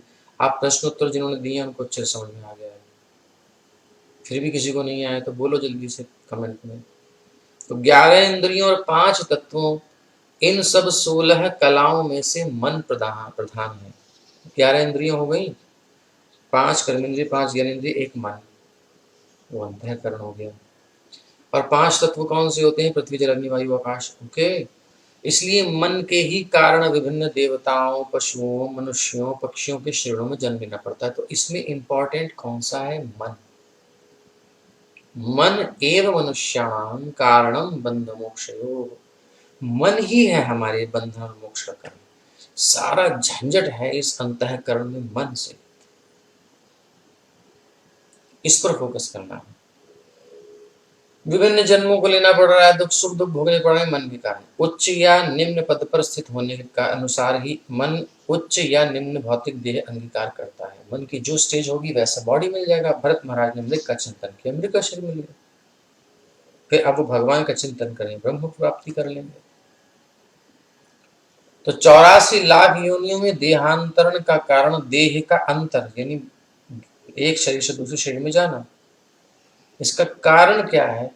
विशेष भौतिक गुणों से मन का दूषित होना है। कारणं गुण संगोस्य, अस्य मनः गुण संगस्य कारण। ये मन जब जीव का गुणों का संग करता है, सत्व रजतम से प्रभावित हो जाता है, उसके अनुसार चलता है। होता है नहीं ऐसा? कई बार माँ बाप के साथ बच्चा रहता है, बढ़िया चलती है गाड़ी, फिर किसी से उसका अट्रैक्शन हो जाता है, फिर वो कहती है जी तुम्हें तो ऐसा करना है। अब क्योंकि फंस गया है ना प्यार में, उसकी पड़ गया है, तो कभी कभी ऐसा कर देता है जो घर वालों को अच्छा नहीं लगता है। ऐसी माया पकड़ती है, सत्व रजतम को पकड़ते हैं, बांध लेते हैं अपने जाल में, फिर हमसे कराते हैं कुछ कुछ। उच्च या निम्न पद पर स्थित होने के अनुसार ही मन उच्च या निम्न भौतिक देह धारण करता है, अंगीकार करता है। तो मन के ही करणात्मक और शुभ और अशुभ कर्म करने पड़ते हैं। अब माँ को पिता को इग्नोर करता है, कुछ करता है, तो उस लड़की के कहने से अच्छी नहीं है तो कर रहा है ना, क्योंकि प्यार हो गया है, दिल बंध गया है उससे। इसलिए ऐसे ही संसार में प्रकृति से जो बंधा होता है उसको मजबूरन शुभ अशुभ करने पड़ते हैं। इस संसार में बने रहना भौतिक प्रकृति की तरंगों के समान है। इस संबंध में श्री भक्तिविनोद ठाकुर कहते हैं, मायार वशे, माया के वश में होने के कारण जाच्छ भेषे खाच्छ हाबुडुबु भाई। तरंगों में बह रहे हो तुम माया की, मोड्स ऑफ नेचर, एक करंट है बड़ा तेज। जब डिजायर आती है ना अंदर, जब मछली होती है, जब मचमचती, क्या कहते हैं उसको, खलबली मचती है, जब इंटेंस फीलिंग होती है, जब यार चाहिए, इसके बिना काम नहीं बनेगा, उस समय अच्छे अच्छे डोल जाते हैं, समर्पण कर देते हैं उस इच्छा के आगे। जो वीर होता है कौन, जो भगवान का आश्रय लेता है वही टिक सकता है, बाकी सब बह जाते हैं बाढ़ में। ये है तरंग मन में आती है, मन को प्रभावित करती है तरंगे प्रकृति की नेचर। तो तुम हाबू डुबू कबू डूब जाते हो, अधीन हो जाते हो कामना के, उस गलत हो चाहे सही, सही है तो भी, गलत है तब भी काम कर देते हो। ऐसी वासना आती है, इच्छा आती है, इंटेंस फीलिंग आती है, डिजायर आती है, डूबू डूब जाते हो, हाबू कभी उठ जाते हो। ये सब माया के कारण है। भगवत गीता में भी इसकी पुष्टि हुई है। 3 अध्याय के 27वें श्लोक में प्रकृति के गुण काम कर रहे हैं, हम केवल अब सोचते हैं कि मैं कर रहा हूँ, बट एक्चुअली हमसे कराया जा रहा है। हमने माया को सरेंडर किया, मोड्स ऑफ नेचर हम पर एक्टिव हुए, वो नचा रहे हैं, हम सोच रहे हैं, इमेजिनेशंस कर रहे हैं, हम कर रहे हैं। I am doer. भौतिक अस्तित्व संसार का अर्थ है भौतिक प्रकृति द्वारा पूर्ण नियंत्रण स्वीकार करना, समर्पण कर देना। जैसे हमारे मन में आएगा वैसा ही करेंगे, जो हमारे दिल में आएगा वही करेंगे। दिल में आएगा क्या, जो प्रकृति के गुण हमको प्रेरित करें, भगवान की इच्छा वाला नहीं आएगा। इस प्रकार जीवात्मा कल्प कल्पांतर, युग युगांतर, जन्म जन्मांतरों तक विभिन्न शरीर धारण करता रहता है। अब कितने शरीर हैं, 84 लाख प्रकार के। आप डिस्कवरी देखिए और नेचर वाला चैनल देखिए, कैसे कैसे कीड़े होते हैं। और उस जगह जा करके, उस एनवायरनमेंट में जाने के बाद, ये इंटेलिजेंस नहीं होती उनकी, जो भी हम ये एनालिसिस कर रहे हैं, समझ रहे हैं, किसी के पास ऑप्शन नहीं है, केवल ह्यूमन बॉडी में, वो भी रेयर, बहुत दुर्लभ अवसर मिला है हम लोगों को। नहीं तो किसी भी योनि में चले जाएंगे, केवल खाना, चिड़ा है तो चिड़िया के पीछे घूमना, चिड़ा है, कीड़ा है तो कीड़े के पीछे घूमना, यही फीलिंग्स होती हैं, ये सब खींचतानी होती है, संसार बढ़ता रहता है। आहार, निद्रा, सोना, भय, आत्मरक्षा करना, सिक्योरिटी की लड़ाई करते रहते हैं पशु और मैथुन, बस यही सब बचे हैं। उनके पास इससे निकलने का कोई ऑप्शन नहीं है, ये केवल मनुष्य के पास है। धर्मस्य एको अधिको विशेषो धर्मेण हीना पशुभिः समाना। और आज की सभ्यता हमें पशु बनाने को तुली हुई है, एक सभ्य पशु, जानवर बना रही है, वेद शास्त्र से अलग कर रही है, अध्यात्म से अलग कर रही है आजकल की जो सभ्यता है। इसलिए इसके बहाव में नहीं बहना है, नरकों में गति होगी, दुख मिलेंगे और कुछ नहीं मिलने वाला। अब मनुष्य बने हैं तो भगवान के दास बन जाएं, आनंद हो, परमानंद हो, प्रकृति से मुक्त हो जाएं। तो क्यों हम बंधे? कृष्ण भूली शयी जीव अनादि बहिर्मुख, प्रकृति के आदेशों को अंगीकार करने वाला केंद्र मन ही है। जहां से सरकार चलती है, केंद्र सरकार ना, तो केंद्र से आदेश पारित होते हैं। तो ऐसे ही वो मन है जहां से डिजायर डाली जाती है। ये मोड्स ऑफ नेचर प्रभाव डालते हैं मन पर, इसलिए मन को जीतना होता है। इसलिए बार बार शास्त्र श्रवण करना होता है, गुरुजनों का संग करना होता है, क्योंकि हमारे ज्ञान को ढक देती है कामनाएं। डिजायर आती है ना किसी के अंदर, कामना जब इंटेंस हो जाती है, उसको दिमाग काम नहीं करता, यार अब जो है वो देखा जाएगा, अब तो कर ही लेते हैं।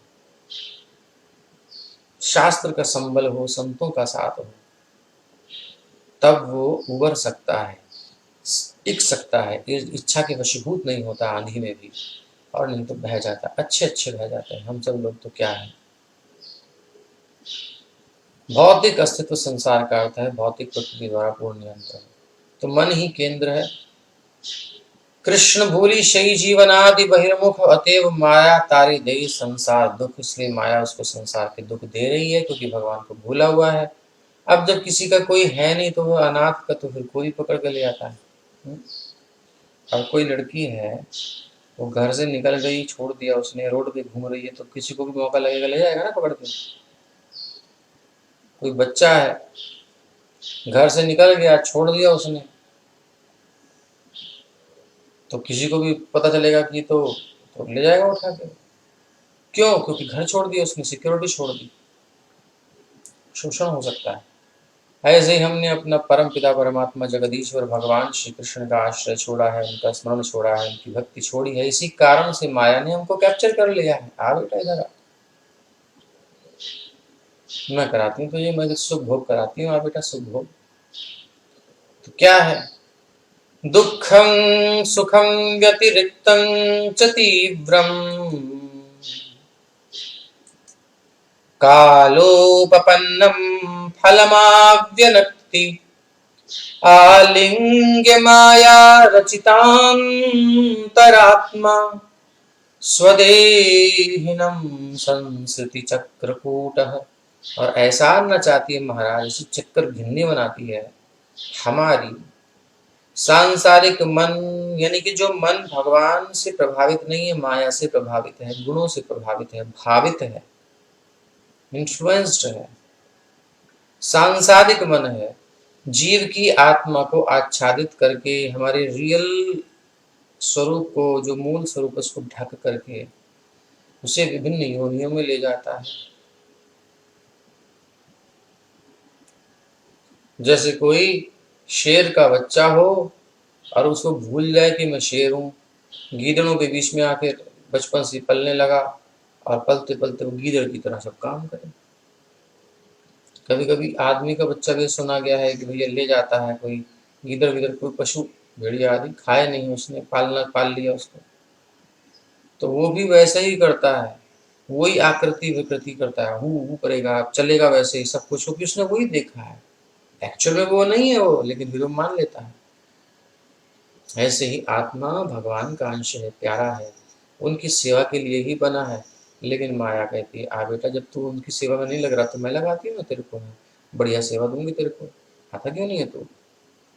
तो सांसारिक मन जीव की आत्मा को आच्छादित करके उसे विभिन्न योनियों में ले जाता है। इसे संस्कृति कहते हैं, जन्म मृत्यु का चक्र। मन के ही कारण जीवात्मा को भौतिक सुख और दुख का बोध होता है। तो रिंकी माता जी को उत्तर मिला, मन के ही कारण जीवात्मा को एक इमेजिनेशन, एक रियल नहीं है, आर्टिफिशियल, बनावटी, एक इमेजिन, एक कल्पना, भौतिक सुख और दुख का बोध होता है। एक फीलिंग होती है कि ऐसा मेरे साथ हो रहा है, ये मैं हो रहा हूँ, एक्चुअल में कुछ नहीं होता। इस प्रकार से मोहग्रस्त, कंफ्यूज्ड, ये शुभ और अशुभ विषयों तथा उनके कर्म को उत्पन्न करता है। अब सोच है कुछ लेकिन सोच रहा है कुछ, तो जो वो सोच रहा है उसी के अनुसार एक्शंस करता है, उसके अनुसार रिएक्शंस मिलते हैं। जिस प्लेटफॉर्म पर सारे काम हो रहे हैं वो फॉल्स हीरो है। इस प्रकार आत्मा बंधन में पड़ जाता है, बद्ध हो जाता है, एक सोच लेता है कि मैं बंधन में हूँ। कैसे समझें इसको? मैंने उदाहरण दिया बच्चों का, जो बच्चा ले जाते हैं जानवर, तो कैसे। और एक उदाहरण आप समझो, हाथी जो होता है, इतना बड़ा हाथी देखा, किसने देखा इतना बड़ा हाथी है और रस्सी से बंधा हुआ है पेड़ के साथ, कैसे है?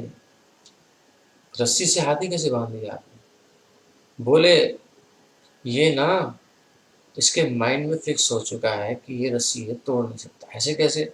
एक झटका मारेगा टूट जाएगी। बोले नहीं, बचपन में जब लाए थे ना, तो बचपन से ही इसको रस्सी से बांधना शुरू किया। बच्चे में तो बच्चे की बात होती है, वो कहाँ था कि खूब उसने उछलना कूदना किया, छुड़ाने का प्रयास किया रस्सी से बांधने का। उसने बहुत प्रयास किया, कई दिन तक प्रयास किया, जब भी याद आती तो प्रयास करता, करते करते 2-3 साल, 4 साल, 5 साल बीत गए। बेचारा रोज रस्सी से बंधे तो छुड़ा ही ना पाए। तो हाथी का बच्चा ने ये मन में बिठा लिया कि यार ये टूट नहीं सकती मुझसे, ये मुझसे नहीं टूट सकती। अब यहाँ से हमारी कथा शुरू होती है जिस चीज को समझाने में। अब वो हो जाता है बड़ा, लेकिन सोच उसकी वही है कि मैं तो उसको तोड़ ही नहीं सकता। इस कारण से वो उस हल्की सी रस्सी से ही बंध जाता है, तोड़ता नहीं है, क्योंकि उसने सोच लिया है, इमेजिन कर लिया है कि हाँ ये मैं नहीं तोड़ सकता। ऐसे ही माया हमको ऐसा कैप्चर करती है, भ्रम दे देती है, कंफ्यूज कर देती है, और हम सोचते हैं कि मैं ये शरीर हूँ, और देखो शरीर हूँ तो मुझे कुछ खाना तो चाहिए ना, नहीं तो मैं मर जाऊंगा। मरता तो हूँ नहीं मैं, लेकिन फिर भी मानता हूँ कि मैं मर जाऊंगा, कि करा मैं मर जाऊँ। तो ये हालत संसार में हो जाती है। फिर जो भी फीलिंग्स हमारी, जो भी कुछ हमारे साथ हो रहा है A to Z, वो सब भ्रम की स्थिति में हो रहा है। एक्चुअल में आत्मा का कोई रिलेशन नहीं। आगे और क्लियर करेंगे इसको बस मैंने बता दिया आपको। इसको धीरे धीरे बहुत सुंदर तरीके से टॉपिक क्लियर करेंगे। रियलाइज्ड सोल है ना, तो ऐसे बोलते हैं। आत्मा बंधन में पड़ जाता है, झूठे बंधन में। अच्छा, कैसे बंधन में पड़ता है? आप खुद प्रैक्टिकल देख लो। हमें जहां हम हैं यहाँ कौन बांध के रखा है? कौन हमें रोज, माताएं हैं तो घर गृहस्थी के कामों को करने में लगाता है। पुरुष है तो कौन इतना मेहनत करके बिजनेस या व्यापार या फिर अपना दुकान, जो जॉब जो भी करते हैं, इतना परिश्रम कौन करवाता है? ये भ्रम ही तो करवा रहा है ना। आज ही आपको जब पता चल गया, हमें पता चल गया कि हम शरीर नहीं है, ये सब प्रकृति का है, हमारा कतई रिलेशन नहीं है, इनकी गति अलग है, ये इनका स्वरूप अलग है, ये तो अनित्य हैं, बने हैं, बढ़ेंगे, क्षीण होंगे, मिट जाएंगे, खत्म हो जाएगा संसार। बच्चा हो भी छोटा है, बड़ा होगा, बूढ़ा होगा, बूढ़ा होगा, फिर मर जाएगा। हम भी जाने वाले हैं, सब जाने वाले हैं, कोई रिलेशन किसी से है ही नहीं किसी का। समझ में आ गई ना बात? तो फिर किसने रोका है? किसने कहा है कि आप भजन मत करो? क्योंकि हमने सोच लिया है कि हम वही हैं।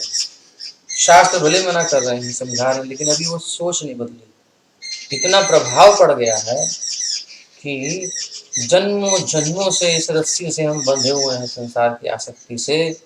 तो उसी से बंध के सोचते हैं कि यार यही हमारी लाइफ है, यही मेरा जीवन है, इसे कैसे छोड़ दूँ मैं? हर जन्म में माता पिता मिलते हैं, हर जन्म में पत्नी। अब हर जन्म में जाओगे तो कहीं ना कहीं चिड़ा को चिड़िया मिल जाती है, सब जगह सबको मिलता है, मिल जाती है पत्नी। हर जन्म में बच्चे मिलते, जन्मे जन्मे सबे पिता माता पाए, लेकिन कृष्ण गुरु नाही मिले, भज हरि जन।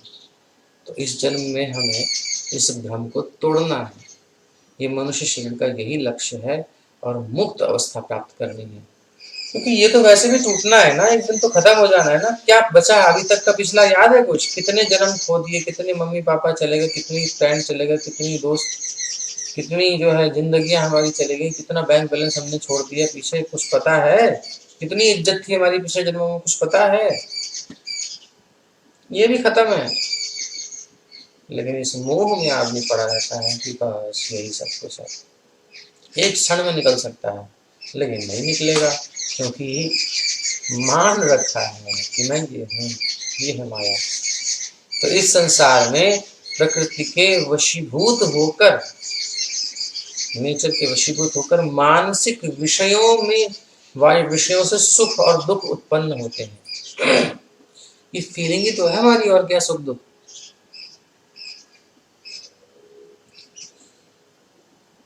एक व्यक्ति एक स्त्री का स्पर्श करता है, उसको बहुत सुख मिलता है।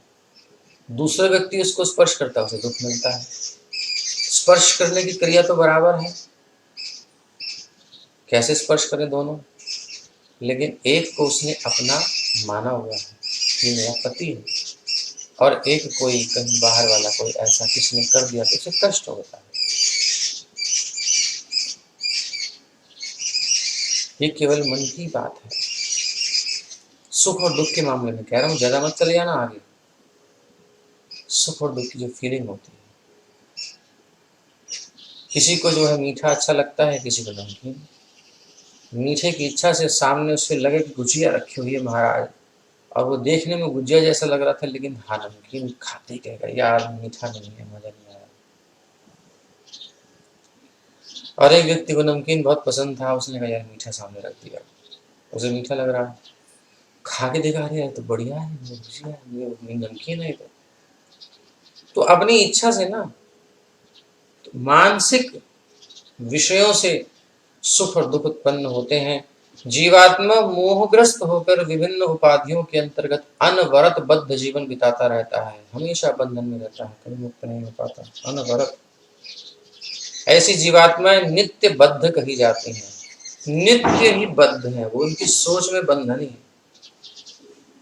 कुल मिलाकर ये कहा जा सकता है कि मन ही बद्ध जीवन के लिए उत्तरदायी होता है। इसलिए सारी योग की क्रियाएं, योगश्चित्त वृत्ति निरोध, इस चित्त की वृत्तियों को जो भटक रही ना जगह, ये वृत्तियां हैं, मन की उर्मियां हैं, तरंगे हैं, इनको थाम देना, इनको रोक देना। योग का यही अर्थ है, योगश्चित्त वृत्ति निरोध। तो समस्त योग क्रियाएं मन तथा इंद्रियों को नियंत्रित करने के लिए होती हैं। यदि मन वश में हो जाता है तो इंद्रियां अपने आप वश में हो जाती हैं। जब राजा ही हार गया तो प्रजा क्या, वो फिर सैनिक क्या करेंगे, खत्म काम, राजा ने सरेंडर कर दिया तो मन राजा है, इंद्रियां अपने आप कंट्रोल हो जाएंगी। अब किसी के मन में वासना ही नहीं है तो स्त्री में उसको कोई दोष दिखेगा ही नहीं, उसे माँ बहन बेटी दिखाई देगी, और मन में वासना है तो फिर कुछ और दिखाई देगा। तो ये मन का खेल है। मन कंट्रोल में आ गया तो इंद्रियां अपने आप नियंत्रण में, फिर आंख देखेगी लेकिन ऐसे थोड़ी देखेगी, ये तो मन का दोष था। और इस तरह आत्मा शुभ और अशुभ कर्मों के फल से बच जाएगा। कर्म करने के पीछे टेंडेंसी क्या है, इच्छा क्या है, वासना क्या है, मन में चल क्या रहा है, वो प्रभावी होता है। कर्म तो डॉक्टर भी वही करता है, डाकू भी वही करता है, पेट दोनों चीज देते हैं, बट उसके इंटेंशन कुछ है, इसका कुछ है। यदि मन श्री कृष्ण के चरण कमलों में अनुरक्त रहे, सवई मन कृष्ण पादार विंदयो, तो इंद्रियां अपने आप, जिसका मन जहां होता है वहीं तो आदमी जाता है। मन में लागी चटपटी, कब निरखूं घनश्याम, तो लगेगा भजन में अपने आप। और मन में लागी चटपटी, कब देखूं मैं चाट, चाट खाने का मन करेगा तो दौड़ के जाएगा दुकान पर। कोरोना के चक्कर में शायद ना खाए, लेकिन वैसे तो खाएगा, घर पे बना लेना। तो इस प्रकार जीवात्मा सहज ही कृष्ण भक्त बन जाता है, मन में यदि आ जाए। इसलिए निश्चय करना चाहिए, तो मन की इच्छा, मन को बदलने के लिए हमें भागवत सुननी है, भक्तों का संग करना है। जैसा करो संग वैसा चढ़े रंग। इसलिए असत्संग से बचना है, असत्संग त्याग यही वैष्णव आचार। जिसकी बात सुनकर मन में घूमती है, गलत प्रकार की स्थिति होती है। देखो ग्राइंड करना स्वभाव है ग्राइंडर का, उसमें आप जो डालोगे वो ग्राइंड करेगा, इसका दोष नहीं है, आपने डाला क्या है उसका दोष है, डालने वाले का। तो ऐसे इस मन में हम आंखों से, कान से, जीभ से, स्पर्श से, टच से जो फीलिंग्स जाती हैं, जो भी पिक्चर्स जाती हैं, जो भी वाइब्रेशंस जाती हैं, जो भी कुछ है, वो इस ग्राइंडर में, माइंड रूपी ग्राइंडर में आ जाती है। और इसका काम है शेक करना, घुमाना, मन में वो चलता रहता है। आप सुन लो इस बात को।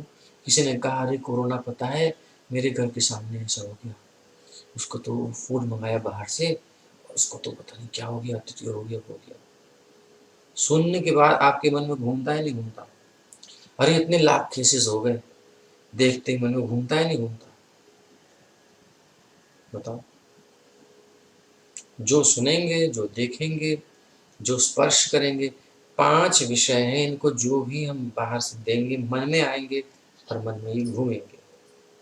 और जो घूमेगा, भरत महाराज के मन में हिरण घूम रहा था, भरत महाराज हिरण बन गए।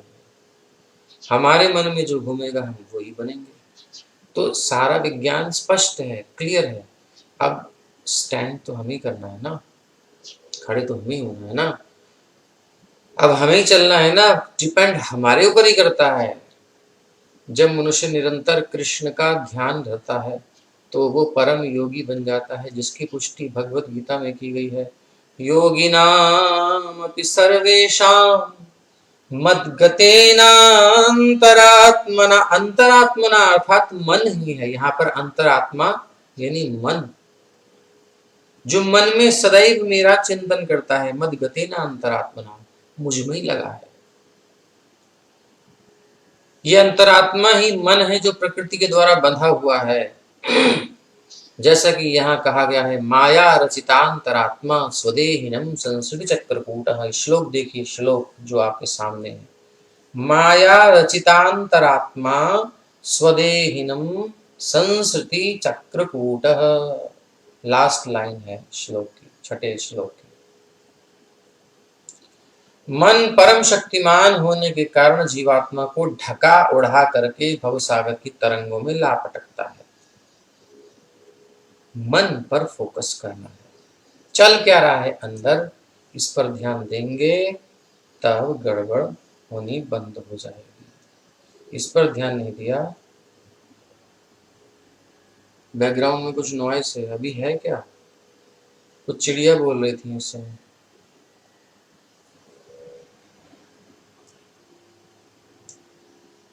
हरे कृष्ण, जय जय श्री राधे। न सुख है न दुख, ही सब मन का खेल है। अब ठीक है बोलिए, ओके। वो चिड़िया आ गई थी बहुत सारी चींची करने के लिए, तो वो आपको आवाज लगी होगी। ठीक है, तो किस पर फोकस करना है? मन पर। माया रचितांतरात्मा, माया के द्वारा बना ये मन है, यानी प्रभावित मन है। स्वदेहिनम संस्कृत चक्रकूट, देही को, आत्मा को भ्रम में डाल देता है और इमेजिनेशंस में ले जाता है। जैसे कि सपने में हम क्या क्या बनते हैं, क्या क्या नहीं करते हैं, फूले फूले फिरते हैं, लेकिन जागते ही सब खत्म है। तो ये है संस्कृति चक्रकूट। कूट मतलब बड़ा गहरा है, इसको समझ नहीं सकते हम, ऐसी अटपटी गति है संसार में। तो जीवात्मा को ढका उड़ा करके कंफ्यूज करके ले जाता है, भव सागर की तरंगों में ला देता है। अभी हम उसी तरंग में पड़े हुए हैं। तो अब यही विश्राम देते हैं और फिर बाकी की चर्चा कल करेंगे, क्योंकि विषय तो बहुत अच्छा है, चल रहा है, बट आप उसको मनन भी करिए, चिंतन भी करिए। चिंतन मनन नहीं होगा तो काम बनने वाला नहीं है। हरे कृष्णा कृष्ण कृष्ण हरे हरे, हरे राम राम राम हरे हरे।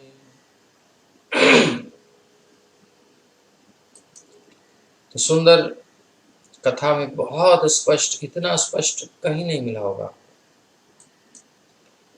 अगर जिज्ञासा है तो बहुत अच्छा लगेगा, और कोई जिज्ञासा ही नहीं है तो कैसे होगा? इसीलिए श्रद्धा, भूख नहीं है ना तो भोजन अच्छा नहीं लगेगा। भूख बहुत लगी हुई है तो कैसा हो, रूखा सूखा भी अच्छा लगेगा। तो हमारी कथा में कोई ऐसा कुछ नहीं होता, म्यूजिक वगैरह, भजन वगैरह, ऐसा कुछ। तो जिनको बहुत भूख लगी होती है उनको ये कथा अच्छी लगेगी, और जिनको भूख नहीं है उनकी तो कहना ही क्या, कोई बात ही नहीं होती। तो आइए अब हम आरती करें।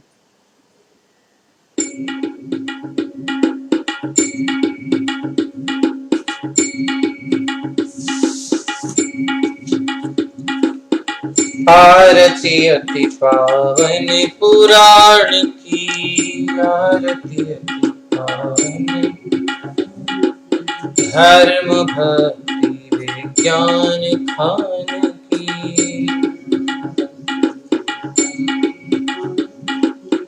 धर्म भक्ति विज्ञान खान की।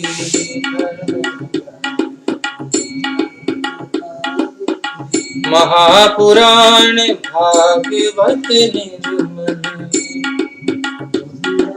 भागवत निरुमन, सुख मुख विकलित निगम कल्प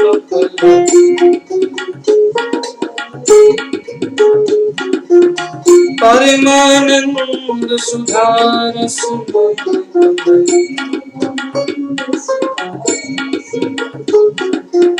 लीला रति रस की लीला रति रस आरती अति पावन पुराण की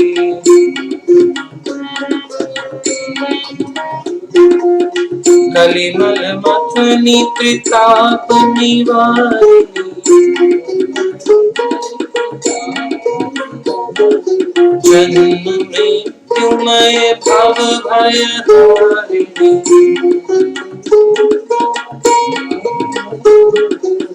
सेवत सतत सकल सुखकारिणी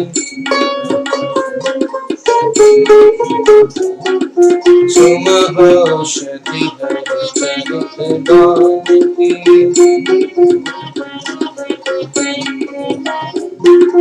आरती अति पावन पुराण की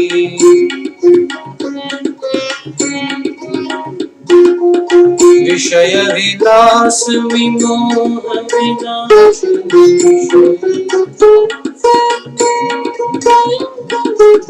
विमल विराग विवेक विकासिनी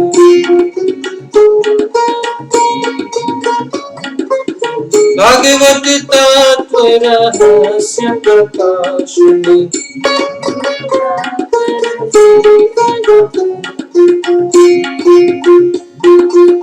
परम ज्योति परमात्म ज्ञान की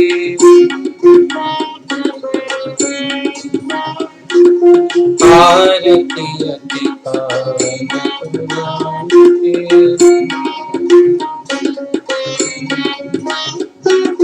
धर्म भक्ति विज्ञान की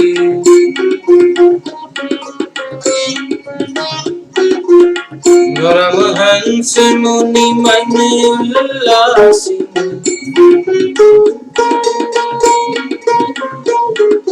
रसिक हृदय रस रास विलासिनी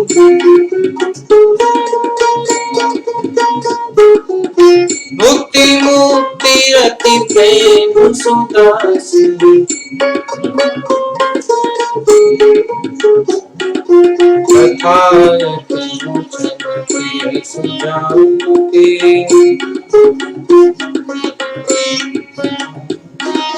आरती अति पावन पुराण की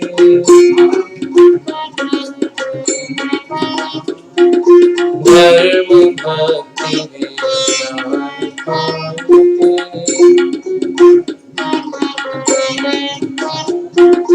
हरे कृष्ण कृष्ण कृष्ण हरे हरे हरे राम राम राम हरे हरे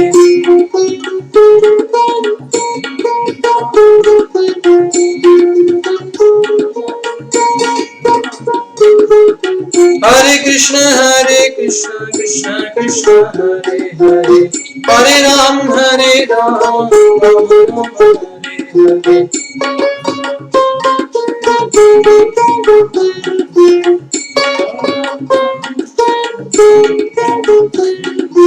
हरे कृष्ण कृष्ण कृष्ण हरे हरे हरे राम राम हरे हरे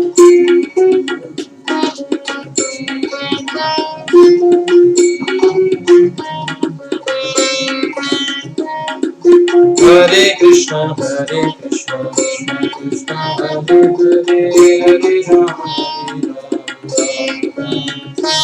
हरे